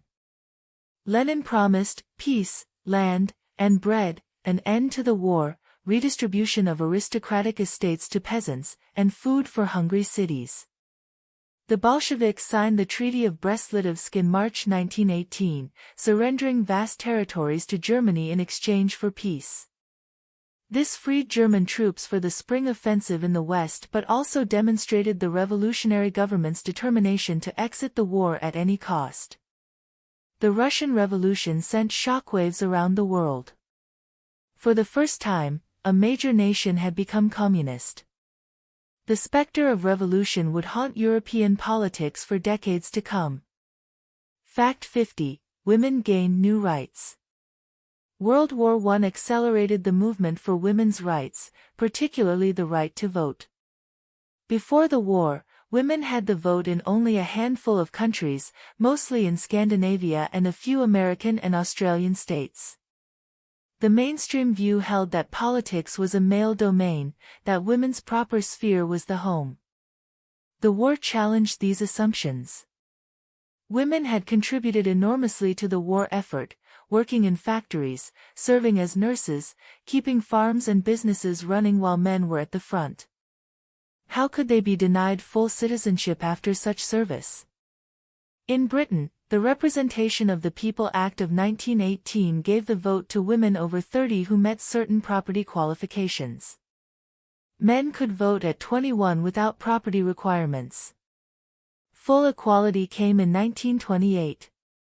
In the United States, the 19th Amendment, ratified in 1920, guaranteed women's suffrage nationwide. The war had not directly caused this. The suffrage movement had been active for decades, but it had created conditions favorable to change. Germany, Austria, Poland, and several other European countries also extended the vote to women in the immediate post-war period. The new democracies emerging from the ruins of empire often had more progressive attitudes toward women's rights than the old monarchies they replaced. The war had not made women equal. Economic and social discrimination continued, but it had knocked down one major barrier.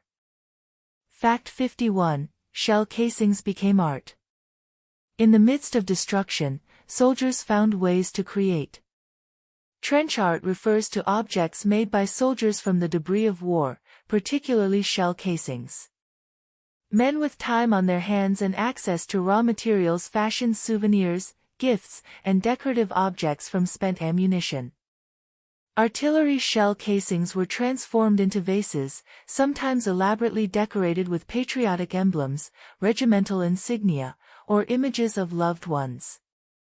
Brass casings were particularly prized for their workability. They could be hammered, engraved, and polished to a beautiful finish.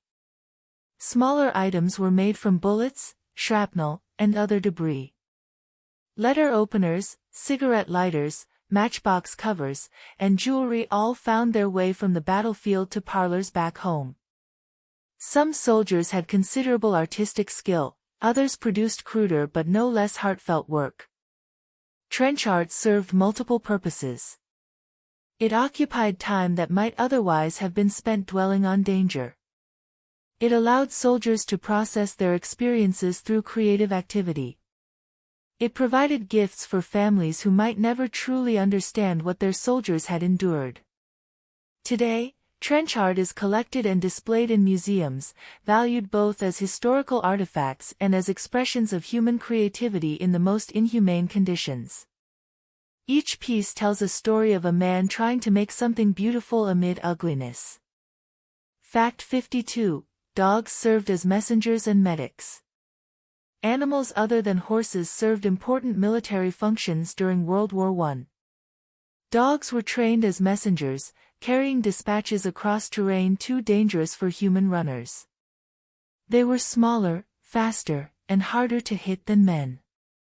They could navigate shell craters and barbed wire that would slow a human messenger. Mercy dogs, also called Red Cross dogs or casualty dogs, were trained to find wounded soldiers on the battlefield. They carried medical supplies in saddlebags and would lead stretcher bearers to men who might otherwise have died unattended. Some were trained to bring back a piece of the wounded man's uniform to indicate they had found someone. Sentry dogs warned of enemy approaches, their keen hearing and sense of smell detecting threats before human guards. Patrol dogs accompanied soldiers on nighttime missions in no man's land. The most famous war dog was probably Sergeant Stubby, an American pit bull mix who served with the 102nd Infantry Regiment. Stubby was credited with warning his unit of gas attacks, finding wounded soldiers, and even capturing a German spy. He was wounded twice and received numerous decorations, becoming the most decorated war dog in American history. After the war, many military dogs were returned to civilian life, though adapting was not always easy. Like human veterans, they had been changed by their service. Fact 53. Music sustained morale. In the trenches, on the march, and behind the lines, soldiers sang. Military music had always been part of warfare, but World War I produced songs that captured the unique experience of the conflict. Some were official, sanctioned by military authorities and taught to troops. Others were spontaneous creations, spreading from unit to unit. Many songs were grimly humorous, mocking the discomforts and dangers of trench life. I Don't Want to Be a Soldier catalogued all the unpleasant aspects of military service.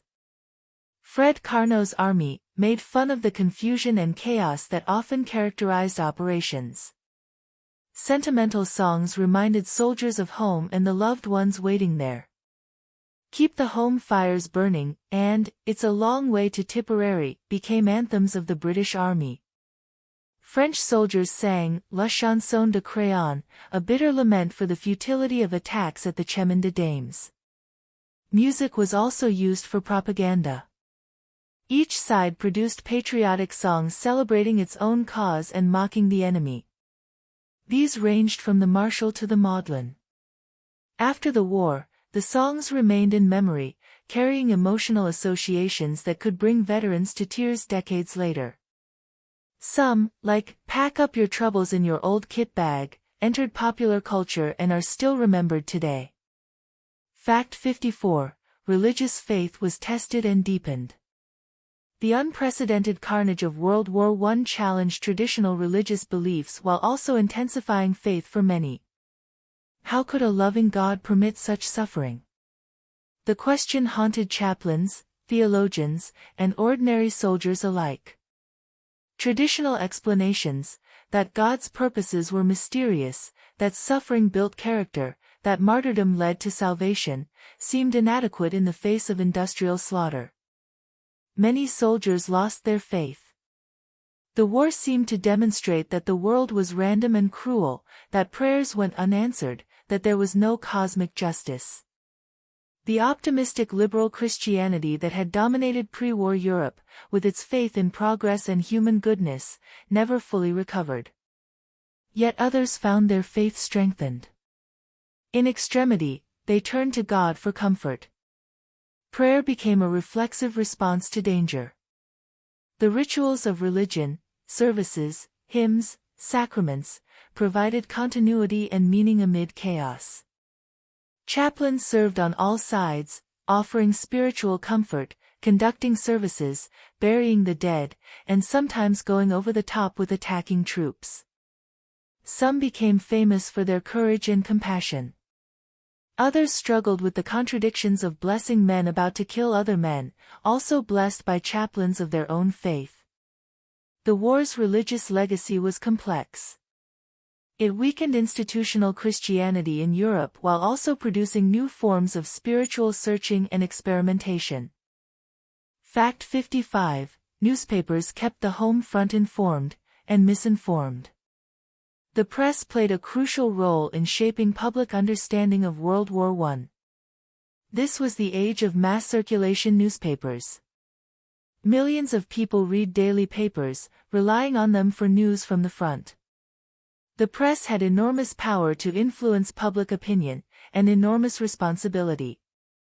War correspondents worked under severe constraints. They needed military permission to visit the front. Their dispatches were reviewed by censors before publication. They depended on military press officers for information and access.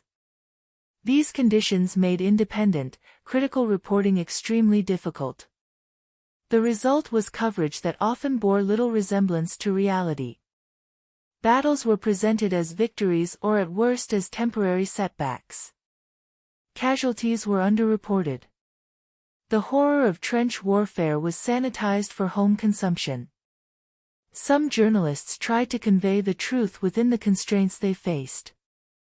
Others became cheerleaders for the war effort, writing propaganda disguised as news. A few, like Philip Gibbs, who reported for British newspapers, later admitted the moral compromises they had made. Photographs were similarly controlled. Disturbing images, corpses, wounded soldiers, shell-shocked men, were rarely published. The visual record of the war, as presented to contemporaries, was heavily sanitized. After the war, when the full truth began to emerge, many felt betrayed by the press. The credibility gap between official accounts and veterans' experiences contributed to widespread cynicism about media and government. Fact 56. The war transformed medicine.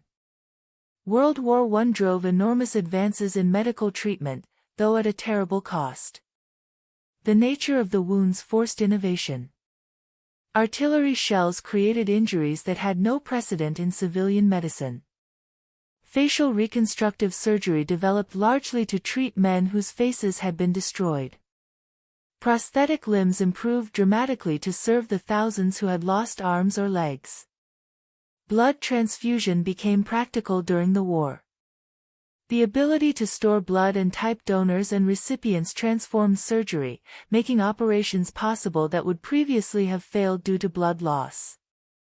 The treatment of infection improved. Antiseptic techniques, often ignored before the war, became standard. New methods for cleaning wounds and preventing gangrene saved countless lives. Psychological treatment also advanced, though more slowly. The epidemic of shell shock forced medical authorities to acknowledge that the mind, not just the body, could be wounded by combat. Treatment methods were developed, though understanding remained limited. The medical services themselves were heroic. Stretcher bearers went into no man's land to retrieve wounded. Aid stations operated under fire. Hospitals dealt with floods of casualties that would have been unimaginable before 1914. The innovations developed during the war found peacetime applications, benefiting civilians for generations to come. But they were purchased with the suffering of millions. Fact 57. The Red Cross grew enormously. The International Red Cross, founded in 1863, faced its greatest challenge during World War I.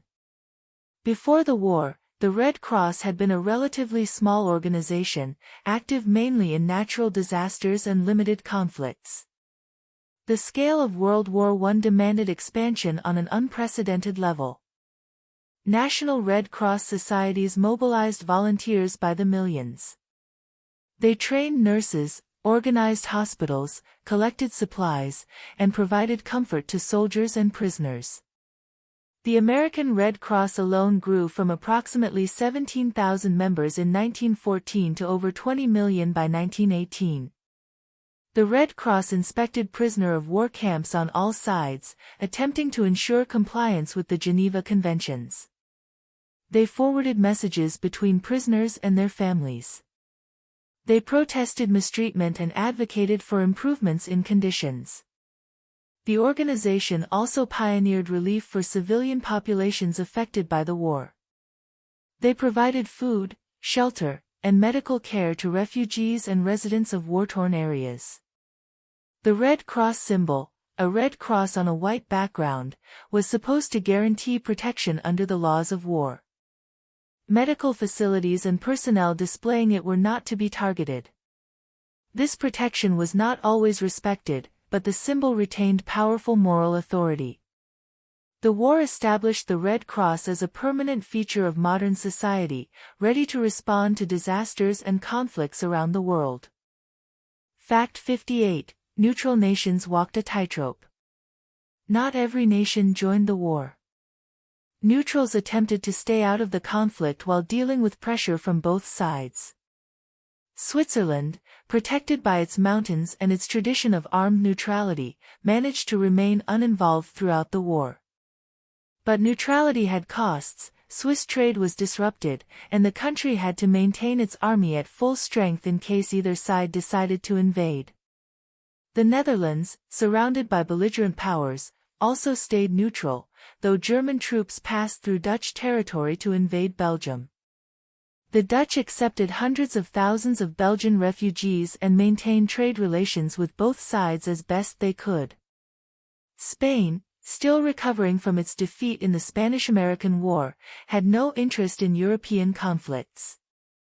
Spanish neutrality allowed the country to profit from selling goods to both sides. The Scandinavian countries, Sweden, Norway, and Denmark, cooperated to maintain what they called Nordic neutrality. They faced pressure from both Britain, which wanted to blockade Germany through Norwegian waters, and Germany, which conducted submarine warfare in Scandinavian shipping lanes. Neutrality became increasingly difficult as the war intensified. Both sides demanded that neutrals stop trading with their enemies. Both threatened retaliation against nations that did not comply. The United States discovered that true neutrality was impossible. Its trade with Britain made it effectively an Allied supporter long before it entered the war. Fact 59. Spies and secrets. Intelligence operations played a significant role in World War I, though one often hidden from public view. All belligerents maintained intelligence services that attempted to gather information about enemy capabilities and intentions. Spies operated in neutral countries, behind enemy lines, and even within enemy governments. Codes and ciphers protected communications, or failed to. The most famous intelligence success was Britain's Room 40, a naval intelligence section that intercepted and decoded German communications. Their decryption of the Zimmermann telegram, in which Germany proposed a military alliance with Mexico against the United States, helped bring America into the war. Espionage also had its failures and tragedies. The execution of Nurse Edith Cavell by the Germans for helping Allied soldiers escape from occupied Belgium became a propaganda scandal. The case of Mata Hari, the Dutch exotic dancer accused of spying for Germany and executed by France, became legendary, though her actual guilt remains debated. Counterintelligence organizations worked to root out enemy spies. Suspected agents were arrested, tried, and sometimes executed. The atmosphere of suspicion occasionally led to injustice. Foreigners and those with unusual backgrounds faced harassment and persecution. The intelligence agencies developed during World War I became permanent features of modern states. The secrets they uncovered, and kept, influenced the course of the conflict in ways that are still being discovered. Fact 60. Children experienced the war. The children of World War I were profoundly affected by the conflict, whether their fathers returned or not. In the belligerent countries, children lived with the constant awareness that their fathers, older brothers, or uncles were in danger. They experienced the tension of waiting for news, the grief when casualties were announced, the disruption of normal family life. Schools were transformed by the war. Education emphasized patriotism and sacrifice. Children collected scrap metal, knitted garments for soldiers, and grew vegetables in school gardens. Maps on classroom walls showed the progress of the armies. Teachers departed for the front and sometimes did not return. In occupied territories, Belgium, northeastern France, parts of Poland, children lived under enemy rule. Food was scarce. Schools were disrupted. Some children witnessed violence firsthand. War orphans numbered in the millions. Organizations formed to care for them, but resources were limited. Many grew up in poverty, with only memories of fathers they barely knew. The psychological effects were lasting. Children who grew up during the war internalized its values and traumas. Some became pacifists, determined that such horror should never happen again. Others became the soldiers and leaders of the next war. Fact 61. The war ended aristocratic privilege. Before 1914, European society was dominated by aristocracies that traced their privileges back centuries. Noble families owned vast estates, held high government offices, and commanded military forces almost as of right. The officer corps of most armies was heavily aristocratic. In some countries, commoners could barely reach high rank regardless of ability. The war began to change this. Mass armies required mass officer corps, and promotion increasingly reflected ability rather than birth. Middle-class officers rose to positions that would have been impossible before 1914. Some aristocrats proved incompetent and were removed, some proved excellent and earned respect on merit. The casualties among the aristocracy were proportionally heavy. Junior officers led attacks and suffered accordingly. Ancient families saw their heirs killed, their lines extinguished. The missing generation was particularly missing from the upper classes. Revolution completed what war began. The Russian aristocracy was destroyed by the Bolsheviks. German princes lost their thrones when the empire collapsed. The Habsburg and Ottoman empires, with their elaborate court hierarchies, ceased to exist. Even where aristocratic titles survived, they lost most of their substance. Economic changes, tax reforms, and social democratization continued after the war. The world of titled privilege that had dominated Europe for centuries gave way to a more egalitarian, if not always more just, social order. Fact 62. Colonial troops fought for European empires. World War I was not fought only by Europeans. Colonial subjects from around the world served in the armies of the imperial powers. India provided the largest contingent, with over 1.3 million Indian soldiers serving in the British forces. They fought on the Western Front, in Mesopotamia, in East Africa, and in other theaters. Approximately 74,000 died in the war. African soldiers served in French, British, Belgian, and German forces. The French recruited heavily from West Africa, forming units that fought with distinction in Europe. British colonial forces conquered German African territories. Soldiers from the Caribbean also volunteered in significant numbers. These colonial soldiers often faced discrimination even as they died for their imperial rulers. They were typically commanded by white officers, paid less than European troops, and sometimes segregated in inferior conditions. Their sacrifice was not always acknowledged. The war had lasting effects on colonial attitudes. Men who had fought for freedom and democracy wondered why those principles did not apply to their own countries. The experience of serving abroad broadened horizons and raised expectations. Colonial nationalism gained strength in the post-war years, setting the stage for eventual independence movements. The contributions of colonial soldiers were often forgotten after the war, their graves unmarked, their stories untold.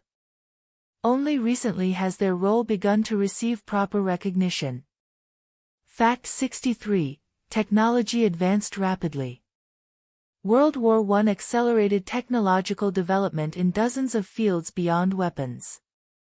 Aviation progressed from fragile biplanes to sophisticated combat aircraft. Engine power increased dramatically. Aircraft construction techniques improved. By 1918, planes could do things that would have seemed impossible in 1914. Motor vehicles proved their value. Trucks replaced horse-drawn wagons for much military transport. Staff cars allowed commanders to move quickly. The tank, born during the war, pointed toward future mechanized warfare. Communication technologies advanced. Radio, still primitive in 1914, became increasingly important for coordinating operations. Field telephones, though vulnerable to artillery, linked frontline units with their headquarters. Chemical technology produced not only poison gas but also improvements in explosives, propellants, and industrial processes. Synthetic materials helped compensate for blockade shortages. Medical technology improved as noted earlier, but so did logistics, manufacturing, and countless other fields. The demands of total war drove innovation at an unprecedented pace. Many of these wartime developments found peacetime applications. Commercial aviation grew from military aviation. Manufacturing techniques developed for mass production of weapons were applied to consumer goods. The war had been a terrible catalyst for progress. Fact 64. War bonds financed the fighting. Modern warfare was expensive beyond anything previously imagined. Governments borrowed heavily to pay for it. War bonds were sold to the public, allowing ordinary citizens to lend money to their government.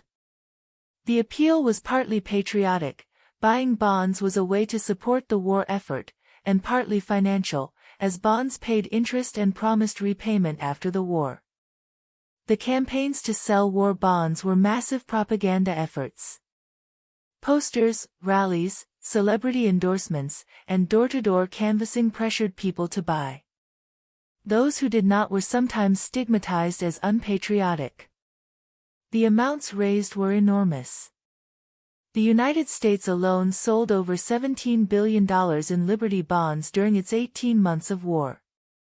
Britain, France, Germany, and other belligerents raised comparable sums relative to their economies. The debts incurred would burden governments for decades. Britain did not finish paying its World War I debts to the United States until 2015, a century after the loans were made. Germany's reparations obligations, which theoretically included repaying Allied war costs, contributed to economic and political instability that had catastrophic consequences. The war bonds also redistributed wealth. Those who could afford to buy bonds profited, those who could not found their savings eroded by the inflation that war spending caused. The financial effects of the war reached into every household. Fact 65. The war changed fashion. The practical demands of wartime changed how people dressed, particularly women. Before the war, fashionable women wore elaborate, restrictive clothing, corsets, long skirts, complicated hairstyles. Such clothing was impractical for factory work or nursing duties. Wartime necessity drove simplification. Skirts became shorter, rising to ankle length and eventually above. This made movement easier and reduced the amount of fabric required, an important consideration when textiles were needed for military purposes. Corsets became less restrictive or were abandoned entirely. Women who worked in factories or drove ambulances adopted practical clothing, trousers or overalls, sensible shoes, shorter hair that would not get caught in machinery. These changes were initially seen as temporary expedients, but many persisted after the war. Men's fashion also changed. Military styles influenced civilian clothing.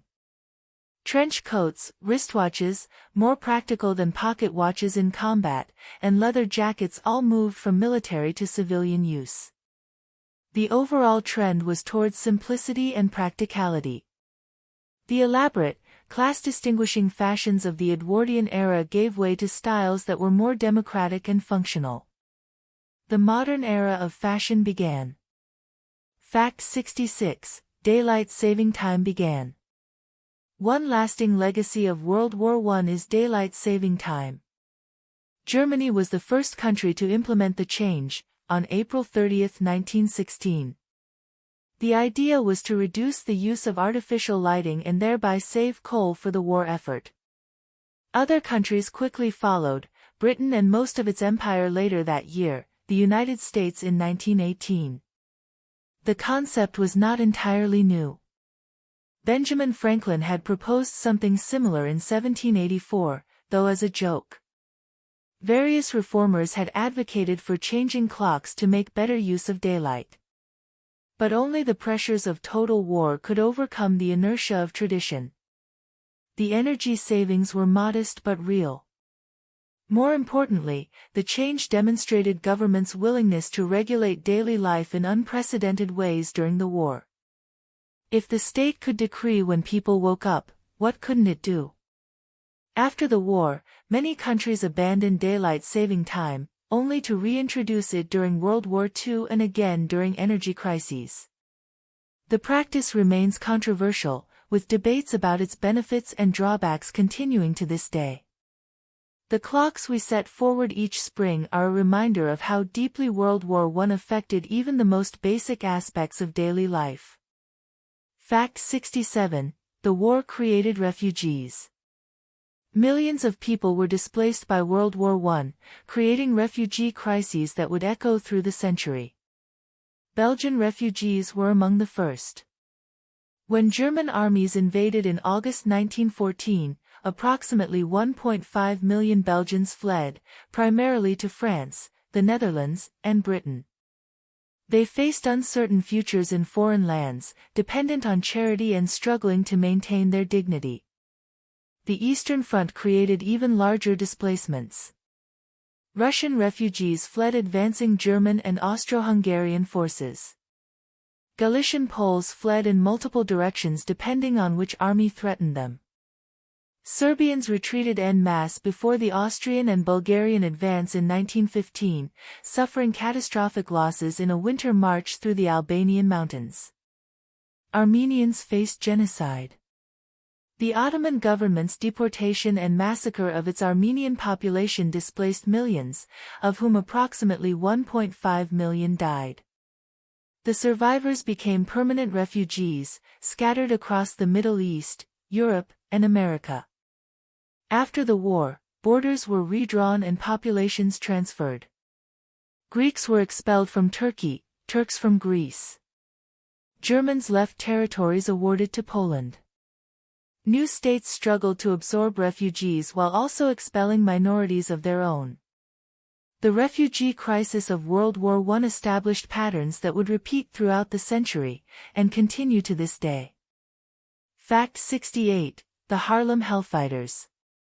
Among the American forces in France was a regiment whose story reflected the contradictions of their nation. The 369th Infantry Regiment, known as the Harlem Hellfighters, was an African-American unit from New York. Like all black soldiers in the segregated American military, they faced discrimination from their own country even as they fought for freedom abroad.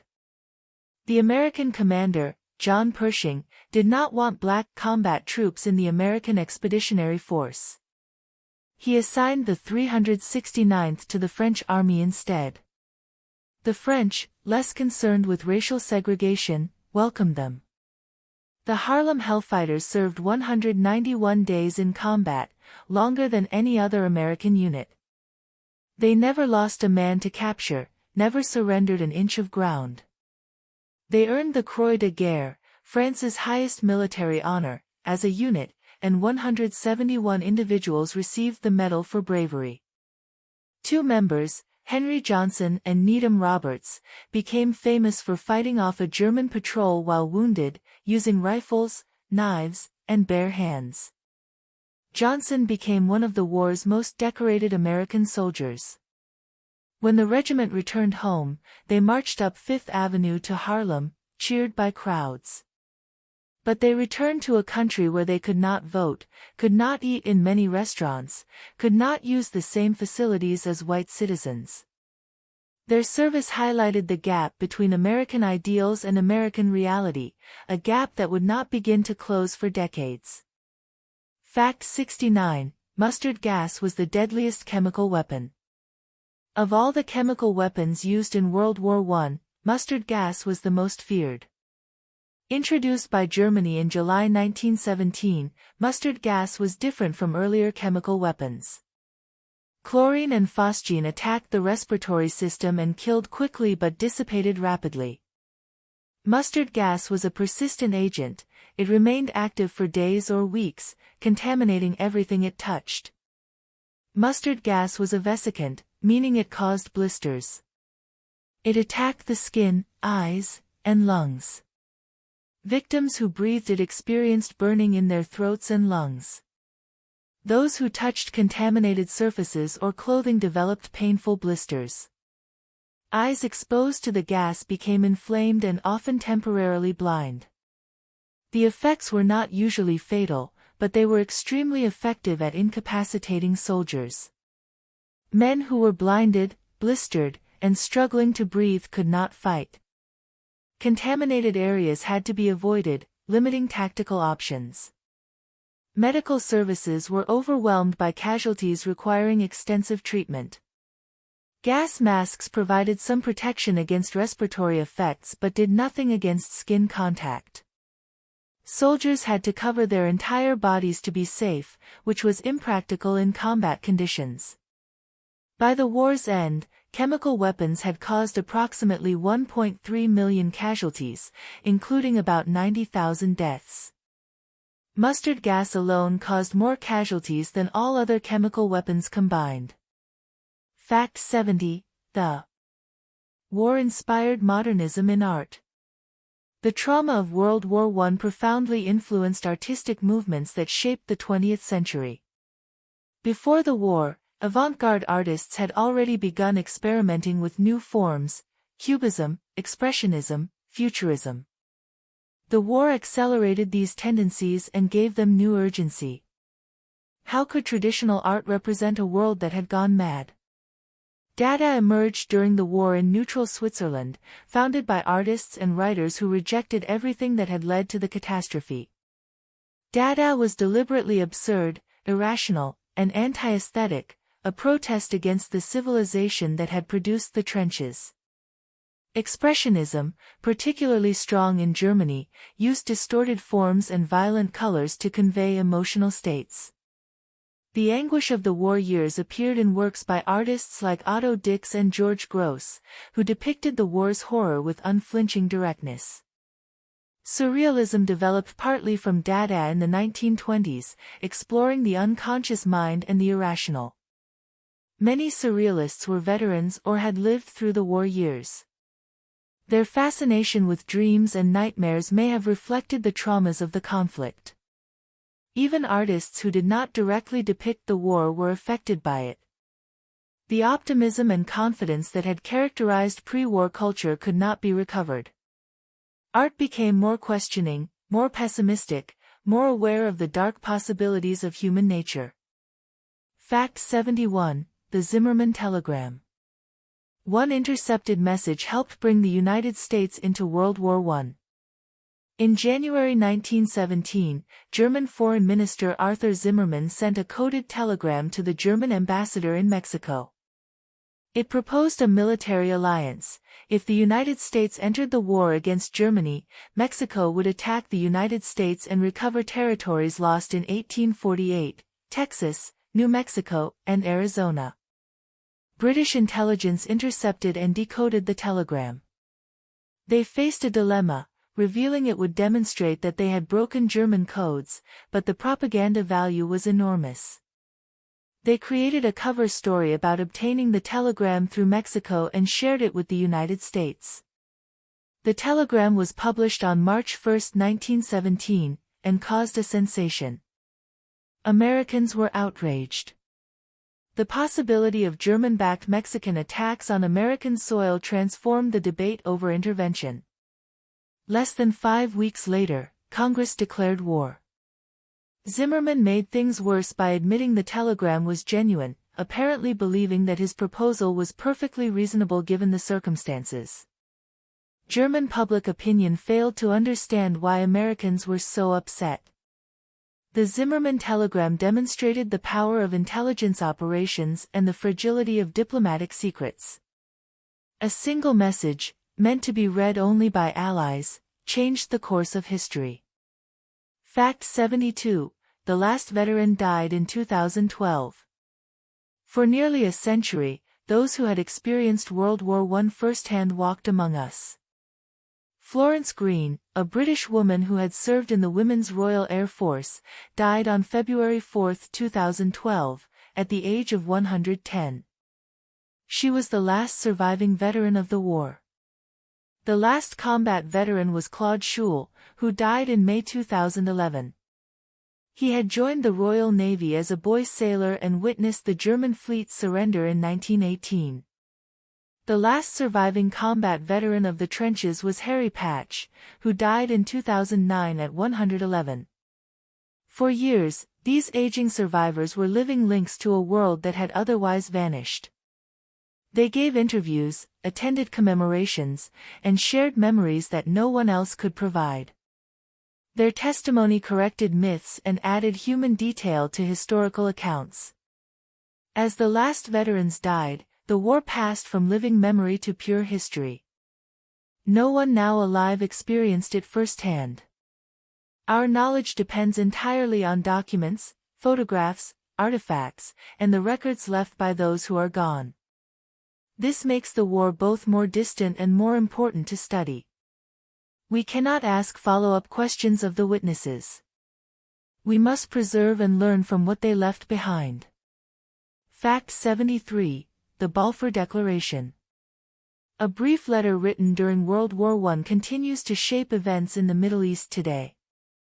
On November 2, 1917, British Foreign Secretary Arthur Balfour wrote to Lord Rothschild, a leader of Britain's Jewish community. The letter stated that His Majesty's government view with favor the establishment in Palestine of a national home for the Jewish people.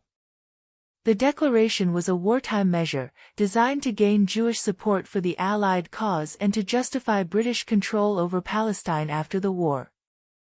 It was deliberately vague. National home was not the same as state, and the declaration mentioned protecting the rights of existing non-Jewish communities. The declaration contradicted, or at least complicated, other British commitments. The British had encouraged Arab revolt against the Ottomans with promises of independence. The Sykes-Picot Agreement had secretly divided the Middle East between Britain and France. Palestine's future was promised to multiple parties. The results of this tangled diplomacy continue to this day. The Balfour Declaration contributed to the creation of Israel in 1948. It also contributed to the conflicts between Israelis and Palestinians that have persisted ever since.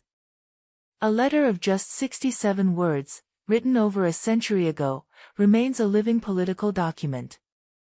Fact 74. Trench raids. Not every action in trench warfare was a massive offensive. Small-scale raids served multiple purposes. Trench raids were attacks by small groups of soldiers, anywhere from a handful to several hundred, aimed at enemy trenches. They went over the top at night, crossed no man's land as quietly as possible, and struck suddenly at a specific point. The objectives varied. Sometimes raiders sought prisoners for interrogation. A captured soldier could provide valuable intelligence about enemy units, morale, and plans. Sometimes they aimed to destroy specific positions or equipment. Sometimes the purpose was simply to dominate no man's land and keep the enemy off balance. Raids were dangerous work.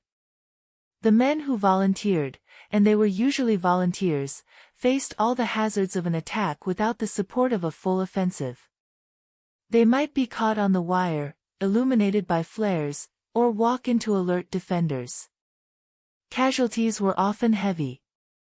But raids also offered something rare in trench warfare, the opportunity for individual initiative and adventure. Soldiers who participated developed specialized skills and a sense of elite status. They traded the monotony and helplessness of trench life for active engagement with the enemy. The techniques developed for trench raids, stealth, surprise, speed, influenced tactics for the rest of the war and beyond. Fact 75. the Spanish flu got its name unfairly. The 1918 influenza pandemic was called the Spanish flu, but it almost certainly did not originate in Spain. The name stuck because Spain was neutral in the war and did not censor its press. When the pandemic struck, Spanish newspapers reported on it freely. In contrast, the belligerent powers suppressed news of the illness to maintain morale. The result was that Spain seemed to be the center of the outbreak, when in fact it was simply the most honest about what was happening. The Spanish, understandably, resented being blamed for a disease they had not caused. The actual origin of the pandemic remains uncertain. One theory places the first cases at Camp Funston in Kansas in March 1918. Another suggests it may have begun in France. Some researchers believe it originated in China. The evidence is incomplete, and we may never know for certain. What is certain is that the movement of troops and the conditions of war helped spread the disease worldwide. Crowded transport ships, packed barracks, and trenches where men lived in close quarters created ideal conditions for transmission. The misnamed Spanish flu killed more people than the war itself, a reminder that history's labels are not always accurate or fair. Fact 76, the Treaty of Brest-Litovsk. Before the war ended in the West, it ended in the East with a treaty that demonstrated what German victory might have looked like. By early 1918, the new Bolshevik government of Russia desperately needed peace. The army was disintegrating. The country was descending into civil war. Lenin was willing to pay almost any price to concentrate on domestic enemies. The Treaty of Brest-Litovsk, signed on March 3, 1918, was brutal. Russia lost a third of its population, half its industry, and 90% of its coal mines. Ukraine, Finland, the Baltic states, and parts of Poland were separated from Russia. The territories lost included some of the most productive lands of the former empire. The treaty showed what Germany intended for a defeated Russia: satellite states, economic exploitation, strategic domination. It alarmed the Western allies, who feared similar treatment if Germany won in the West. The treaty was nullified by Germany's defeat in November 1918. The territories it transferred eventually became independent states, though many would be reconquered by the Soviet Union in later decades. Brest-Litovsk demonstrated that World War I, whatever the rhetoric about democracy and freedom, was also a traditional great power conflict where victors imposed harsh terms on the vanquished. Fact 77, stretcher-bearers were heroes. Among the bravest soldiers of World War I were those who carried no weapons at all. Stretcher-bearers were responsible for evacuating wounded men from the battlefield to aid stations. It was extraordinarily dangerous work. They had to go where the fighting was heaviest, expose themselves to enemy fire, and carry heavy burdens across difficult terrain. A loaded stretcher with a wounded man could weigh 200 pounds or more. Carrying it across shell-torn ground, through mud and wire, while under fire, required extraordinary strength and determination. It often took 4 or even 6 bearers to move a single casualty. Many stretcher-bearers were conscientious objectors, men who refused to kill but were willing to risk their lives to save others. They faced hostility from some soldiers who considered them cowards, but earned respect through their courage under fire. Famous stretcher-bearers included Private William Hackett, who was buried alive while trying to rescue entombed men and posthumously received the Victoria Cross. Private Henry John May rescued wounded men while under constant fire at Passchendaele. The work continued after battles ended. Stretcher-bearers searched no man's land for wounded who might still be alive, sometimes days after an attack. They brought in men who would otherwise have died alone in shell craters. Their service saved countless lives and demonstrated that courage takes many forms. Fact 78, the Italian Front. While the Western Front captured most attention, Italy fought a bitter war along its northeastern border. Italy had been allied with Germany and Austria-Hungary before the war but switched sides in 1915, tempted by promises of territorial gains at Austria's expense. The Italian front ran along the Alps and the Isonzo River, some of the most difficult terrain in Europe. Between 1915 and 1917, Italian forces launched 11 offensives along the Isonzo, attempting to break through Austrian defenses. Each attack achieved minimal gains at enormous cost. The mountain terrain, which favored defense even more than the flatlands of France, made progress nearly impossible. In October 1917, German and Austrian forces counterattacked at Caporetto. The Italian army collapsed, retreating over 70 miles and losing 300,000 prisoners. It was one of the worst defeats of the war. Italy recovered, stabilized the front along the Piave River, and eventually won a decisive victory at Vittorio Veneto in October 1918. But the war had cost over 600,000 Italian lives and left the country economically exhausted and politically unstable. The bitterness of the war contributed to Italy's post-war chaos and eventually to the rise of fascism. Benito Mussolini, a wounded veteran, exploited nationalist resentment to build his movement. Fact 79. The war ended isolation. World War I marked the end of American isolation from European affairs. For over a century after independence, the United States had followed George Washington's advice to avoid entangling alliances with European powers.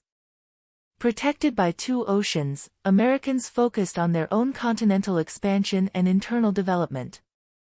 The war changed this. The United States discovered that it could not remain unaffected by European conflicts. Submarine warfare threatened American shipping. The Zimmermann telegram proposed German interference in North America. Economic ties with Britain and France were too strong to ignore. American intervention was decisive. Without American troops, the Allies might have lost or been forced to negotiate a compromise peace. Without American loans and supplies, they certainly would have struggled to continue fighting. After the war, there was an isolationist reaction. The Senate rejected the Treaty of Versailles and American membership in the League of Nations. Throughout the 1920s and 1930s, many Americans hoped to avoid future European wars. But the fundamental change could not be undone. The United States was now a world power whether it liked it or not. The next war would prove that isolation was no longer possible. Fact 80. The Lost Battalion. One of the most famous American actions of World War I involved a group of soldiers trapped behind enemy lines. In October 1918, during the Meuse-Argonne offensive, Major Charles Whittlesey led approximately 550 men of the 77th Division into the Argonne Forest. They advanced beyond supporting units and were surrounded by German forces. For 5 days, the Lost Battalion, actually several battalions, held out against repeated German attacks. They had little food, their medical supplies were exhausted, and they were running low on ammunition. Friendly fire from American artillery added to their casualties. Carrier pigeon Cher Ami, mentioned earlier, carried the message that stopped the friendly fire, saving the survivors. When relief finally broke through on October 7, only 194 of the original force could walk out on their own. Whittlesey became a national hero, though he suffered from what we would now recognize as survivor's guilt and PTSD. He disappeared in November 1921, apparently having jumped from a ship at sea. The Lost Battalion demonstrated American courage and determination but also the chaos and confusion that characterized the war. Men became lost, communications failed, supporting forces could not keep pace with advance units. Victory was achieved not through smooth operations but through endurance and sacrifice. Fact 81. Body armor reappeared. World War I saw attempts to revive protective armor, abandoned centuries before. The machine gun and artillery had made soldiers terribly vulnerable. Unlike previous wars, most casualties came from projectiles, not hand-to-hand combat. Some inventors and military planners wondered if protective equipment might reduce losses. Various experiments produced mixed results. Steel helmets, introduced by all major armies by 1916, clearly saved lives. They protected against shrapnel and glancing blows, reducing head wounds significantly. The British Brodie helmet, the German Stahlhelm, and the French Adrien helmet became iconic images of the war. Body armor was more problematic. Several designs were tested, including steel breastplates and chainmail vests. Some offered real protection against low-velocity shrapnel. But they were heavy, hot, and restrictive. Most soldiers preferred mobility to protection.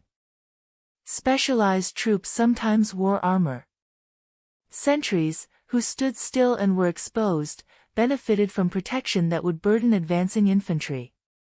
Tank crews wore splinter masks to protect against metal fragments inside their vehicles. The helmet survived and evolved. Modern soldiers still were descendants of World War I designs. Effective body armor awaited new materials, Kevlar and ceramics, that would emerge decades later. Fact 82. Field telephones connected the front. Communication in World War I relied heavily on a technology we now consider obsolete, the field telephone. Wire communication had significant advantages over alternatives. Messages could be transmitted instantly over long distances. Unlike visual signals, telephones worked in fog, darkness, and smoke. Unlike radio, telephone conversations were private and difficult for the enemy to intercept. The challenge was keeping the wires intact. Artillery bombardments routinely cut telephone lines. Repair crews, Signal Corps soldiers, had to venture out repeatedly to restore connections, often under fire. It was dangerous, unglamorous, essential work. The network of telephone wires behind the front was enormous. Miles of cable connected command posts, artillery batteries, observation points, and frontline trenches. Maps showed wire routes as complex as modern subway systems. When wire communications failed, units relied on runners, men who carried messages on foot through dangerous terrain. Runners had extremely high casualty rates. Carrier pigeons and visual signals provided backup when neither telephone nor runner could get through. The importance of communications was reflected in both sides' efforts to disrupt the enemy's network. Artillery targeted likely locations for headquarters and communication centers. Trench raids sought to cut wires and capture codebooks. Maintaining contact in the chaos of battle remained one of the war's persistent challenges. Fact 83. The home front saw food restrictions. Civilians in all belligerent countries faced restrictions on what they could eat. Germany's situation was worst, due to the British blockade, but even countries with better supply situations implemented rationing or voluntary conservation programs. In Britain, food control began with voluntary efforts, meatless days, and campaigns against waste. As the submarine campaign intensified in 1917, rationing became mandatory. Each person received a ration book allowing them specific amounts of sugar, meat, butter, and other commodities. The United States, though never facing shortage itself, implemented extensive conservation programs. "Food will win the war," was a slogan of Herbert Hoover's Food Administration. Americans were encouraged to observe Meatless Mondays and Wheatless Wednesdays to free up supplies for Europe. Gardens became acts of patriotism. Victory gardens appeared in backyards, parks, and vacant lots. Schools taught children to grow vegetables. The assumption that food could be taken for granted disappeared. The experience of food control left lasting marks. Governments had demonstrated that they could regulate the most basic aspects of daily life. Citizens had accepted restrictions that would have been unthinkable in peacetime. The precedent was set for even more extensive controls in the next war. Fact 84. Draft resistance occurred. Not everyone accepted military service willingly. Draft resistance took many forms. In the United States, nearly 350,000 men evaded the draft, failing to register, not appearing when called, or simply disappearing. In rural areas, communities sometimes protected draft evaders. In cities, men hid or used false identities. Conscientious objectors refused military service on moral or religious grounds. In Britain, approximately 16,000 men claimed conscientious objector status. Some accepted alternative service as medics or stretcher bearers. Others refused all cooperation and were imprisoned, sometimes under brutal conditions. Political opposition to the draft also occurred. Socialists argued that workers should not fight capitalist wars. Anarchists rejected all government compulsion. Some ethnic minorities questioned why they should fight for nations that oppressed them. Governments responded with both carrots and sticks. Propaganda emphasized duty and honor. Legal penalties for draft evasion were severe. Social pressure stigmatized those who did not serve. The vast majority of men called did report for service, many with genuine patriotism, others with resignation or fatalism. But the minority who resisted remind us that the war was not universally supported, that dissent existed even in total war. Fact 85. Executions for military offenses. Military justice during World War I included the death penalty for various offenses. The British Army executed 306 of its own soldiers during the war. Most were shot for desertion, though convictions also occurred for cowardice, murder, and other crimes. The executions were carried out by firing squad, often at dawn, usually within a few days of the sentence. The French army executed even more, estimates range from 600 to over 900, though records are incomplete.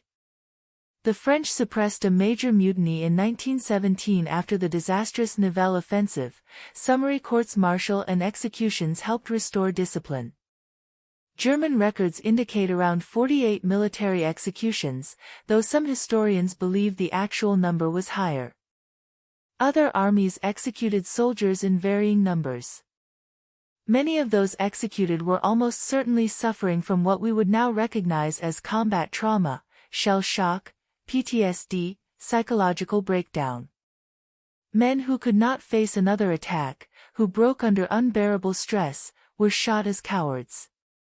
The injustice of these executions has been acknowledged in recent decades. Britain issued a blanket pardon in 2006 for soldiers executed for desertion or cowardice. The pardons cannot undo the harm, but they represent official recognition that the military justice system failed these men. Fact 86. The war produced great literature. Beyond poetry, World War I inspired prose works that rank among the finest of the 20th century. All Quiet on the Western Front, by Erich Maria Remarque, published in 1929, became perhaps the most famous war novel ever written. Remarque, a German veteran, depicted the war from the perspective of young soldiers ground down by experiences beyond endurance. The book was banned by the Nazis and burned publicly. A Farewell to Arms, by Ernest Hemingway, drew on his experiences as an ambulance driver in Italy.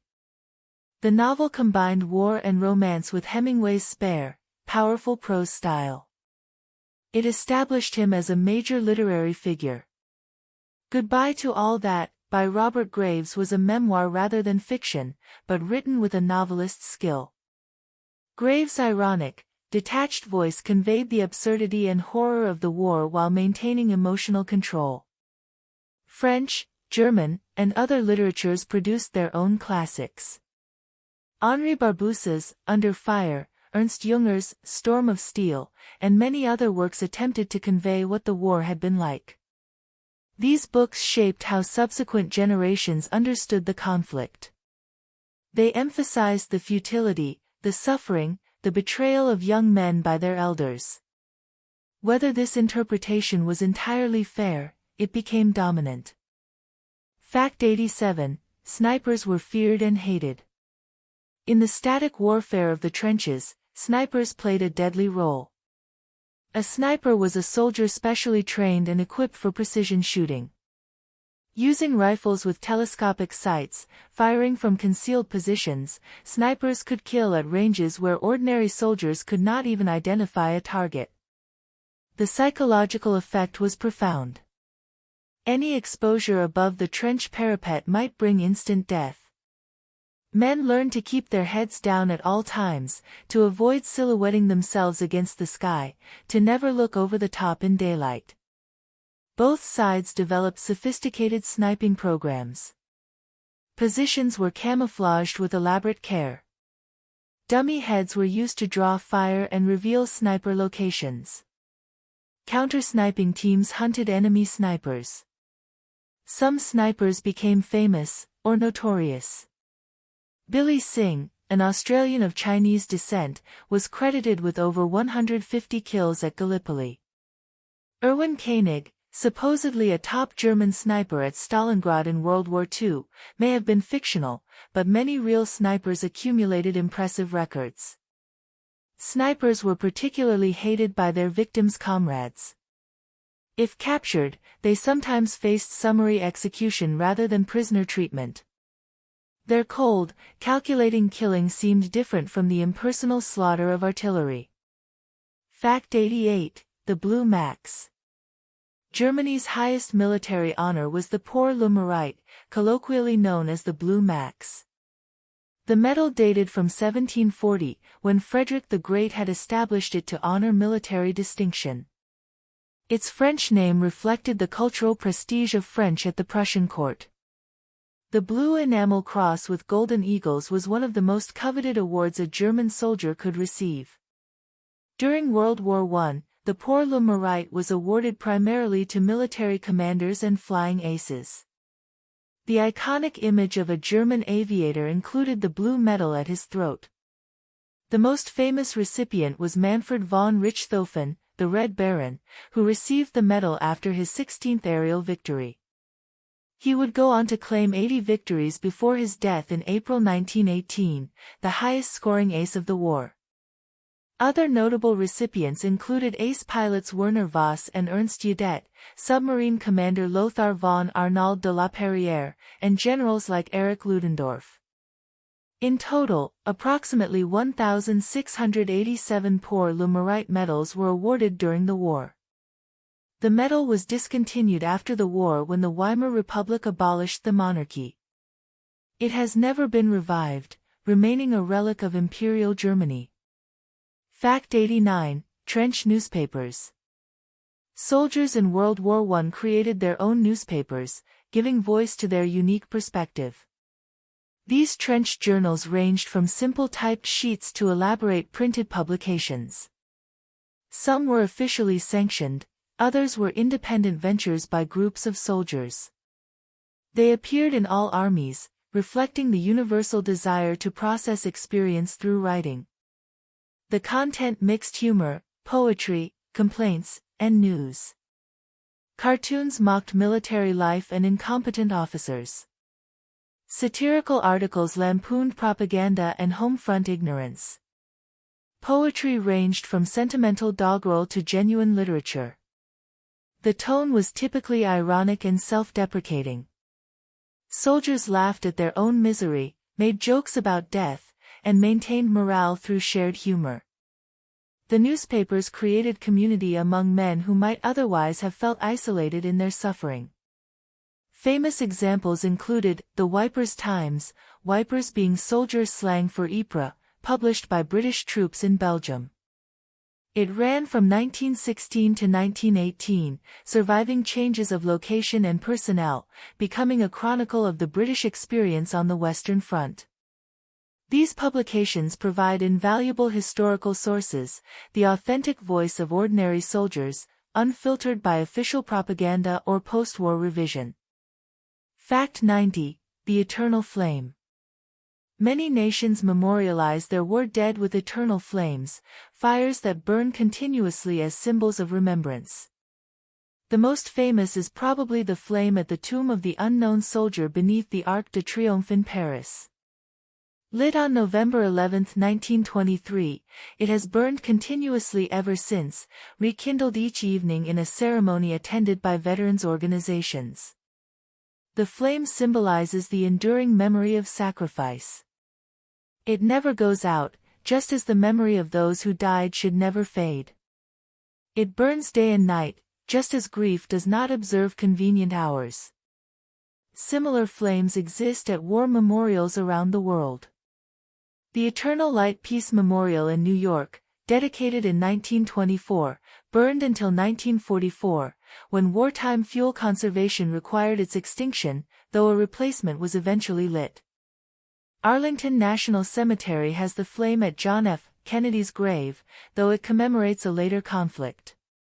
The eternal flame concept has ancient roots, sacred fires maintained in Greek and Roman temples, the eternal flame in Jewish tradition.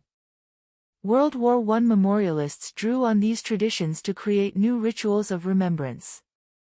The flames continue to burn, tended by guards and attendants, a living link between past sacrifice and present commemoration. Fact 91: the war changed boundaries permanently. The map of Europe redrawn after World War I created the political geography of the 20th century. New nations appeared where none had existed before. Poland, independent before the 18th century partitions, returned to the map. Czechoslovakia united Czechs and Slovaks in a single state. Yugoslavia brought together South Slavic peoples. Finland, Estonia, Latvia, and Lithuania became independent after centuries of Russian rule. Old empires disappeared. Austria-Hungary was divided among 7 successor states. The Ottoman Empire lost everything outside Anatolia. Germany lost territory to France, Belgium, Poland, and Denmark. Some boundaries were drawn poorly, creating future conflicts. Germans found themselves as minorities in Poland and Czechoslovakia. Hungarians became subjects of Romania and Yugoslavia. These displaced populations would become sources of irredentist nationalism. The Middle East was carved up by Britain and France under League of Nations mandates. The borders of Iraq, Syria, Lebanon, Jordan, and Palestine were drawn with minimal regard for ethnic or historical patterns. The consequences are still being felt. The world we live in, its borders, its nations, its conflicts, was shaped in significant part by decisions made in 1919. Fact 92: Remembrance Day Traditions. The anniversary of the Armistice became a day of solemn commemoration across the former British Empire. Remembrance Day, November 11th, is marked by rituals that have changed little in a century.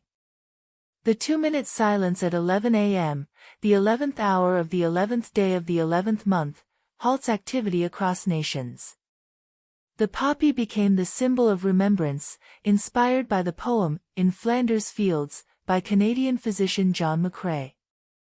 Artificial poppies are worn in the weeks before Remembrance Day, with proceeds supporting veterans' charities. Services are held at war memorials large and small. Veterans march, wreaths are laid, and names are read aloud. The last post sounds, followed by the silence, then reveille, or the rouse. These ceremonies began as acts of grief, when the dead were still recent losses and the survivors still young.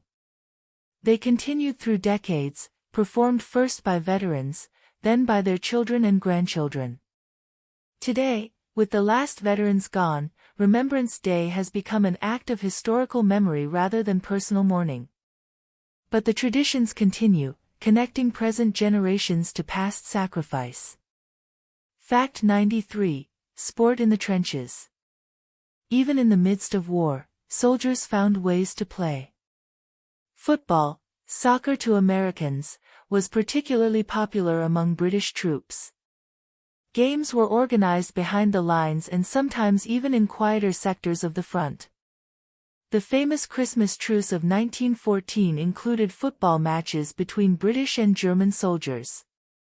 Cricket was played where conditions permitted. Boxing matches were organized for entertainment and morale. Officers sometimes brought hunting rifles and went after local wildlife during rest periods. Sport served multiple purposes. It provided exercise and distraction from the war's horrors. It maintained unit cohesion and friendly competition. It reminded men of normal life and gave them something to discuss besides death. Some sports activities had darker purposes. The football that Captain W.P. Neville kicked toward German lines as his company attacked on July 1, 1916, was meant to inspire his men, though both Neville and most of his company died in the attack. The integration of sport and military culture that exists to this day, military teams, physical training programs, sports as morale builders, owes much to World War I precedents. Fact 94. Horses ate more than soldiers. The logistics of feeding millions of animals was a challenge equal to feeding millions of men. A horse requires roughly 10 times more food than a human soldier. The millions of horses, mules, and donkeys serving in the war consumed vast quantities of oats, hay, and other fodder. Transporting this animal food consumed shipping and railroad capacity that might otherwise have carried ammunition or supplies for men. The German army, cut off by blockade from overseas fodder sources, struggled to feed its horses. Many animals were reduced to poor condition, limiting their effectiveness. Some were slaughtered for human food when rations grew desperate. The British Army shipped millions of tons of oats and hay to France. Special ships carried fodder across the Channel. Entire port facilities were dedicated to handling animal feed. The logistical burden of animal transport was one factor driving mechanization. A truck needs fuel only when it runs, a horse must be fed every day whether it works or not. The war demonstrated both the value of animal power and its limitations. Fact 95. Veterans' hospitals. The war created a permanent need for medical facilities dedicated to veterans.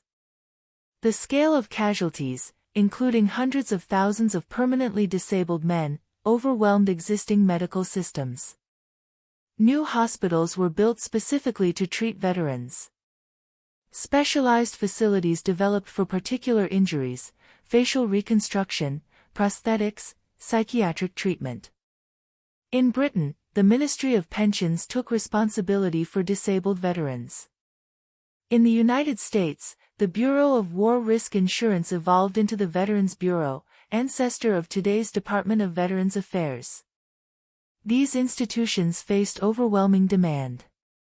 Men with amputations needed prosthetics and rehabilitation. Those with facial injuries required reconstructive surgery. Shell shock victims needed psychiatric care that barely existed. Tuberculosis, made worse by the conditions of service, spread among veterans. The quality of care varied enormously. Some facilities provided excellent treatment, others were underfunded and understaffed. Veterans organizations lobbied for improvements, sometimes successfully. The veterans' healthcare systems established during and after World War I remain in existence today, serving veterans of later conflicts. The original patients are long gone, but the institutions endure. Fact 96. The war inspired pacifism. The horror of World War I convinced many people that war itself must be abolished. The peace movement had existed before 1914, but the war transformed it. The scale of destruction seemed to prove that modern war was not an acceptable instrument of policy. Never again, became a widely shared sentiment. International organizations emerged to promote peace. The League of Nations, despite its weaknesses, represented an attempt to create structures for peaceful resolution of disputes. The Kellogg-Briand Pact of 1928 renounced war as an instrument of national policy, signed by virtually every nation, though ultimately ineffective. Individual pacifists committed themselves to nonviolence regardless of circumstances. Some had been conscientious objectors during the war, others were radicalized by its aftermath. They influenced education, religion, and politics in many countries. The peace movement of the 1920s and 1930s shaped how nations responded to rising threats. The reluctance to risk another war contributed to appeasement policies toward Nazi Germany. Whether this delayed necessary confrontation or represented appropriate caution remains debated. The hope that World War I would be the war to end all wars proved tragically mistaken. But the pacifist impulse it inspired remains a significant force in political life. Fact 97: Archaeological discoveries continue. A century after the war ended, the battlefields continue to yield artifacts and remains. Construction projects in France and Belgium regularly uncover unexploded ammunition, which still poses a danger, the iron harvest of shells that rises to the surface each year. Specialized disposal units handle hundreds of tons of old ordnance annually. The remains of soldiers are also found. Some can be identified through artifacts or DNA testing, others remain unknown. Formal burial ceremonies are conducted when remains are recovered, sometimes attended by descendants of the soldiers. Archaeological surveys have mapped trench systems, dugouts, and tunnels that were lost to memory. Underground structures, preserved since they were abandoned in 1918, provide evidence of conditions that photographs and documents cannot fully convey. Artifacts range from personal items, letters, photographs, religious medals, to military equipment. Museums continue to acquire new collections as private holdings are donated or construction reveals hidden caches. The physical traces of the war, slowly decaying but not yet vanished, offer opportunities for research and remembrance that will not last forever. Fact 98: The unknown soldiers were chosen carefully. The selection of unknown soldiers for ceremonial burial followed careful procedures designed to ensure anonymity. The bodies had to be unidentified, no dog tags, personal effects, or other means of identification. They had to be verified as soldiers of the nation honoring them. And the selection among multiple candidates had to be random, so that no individual could claim their relative was the one chosen. For the British unknown warrior, several bodies were exhumed from different battlefields. A blindfolded officer selected one.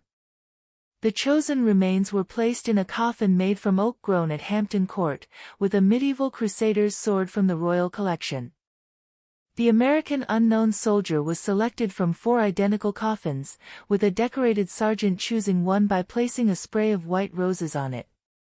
The other 3 were reburied in France. These procedures ensured that the unknown soldier truly represented all who died, not a specific individual who happened to be unidentified, but a symbol of universal sacrifice. The anonymity was the point. The rituals of selection added solemnity to the ceremonies. Every step was documented, witnessed, and conducted with the gravity appropriate to a unique act of national mourning. Fact 99: The war never truly ended. In many ways, World War I has never stopped shaping our world. The political boundaries it created remain, though often contested. The Middle Eastern conflicts that began with the war's aftermath continue.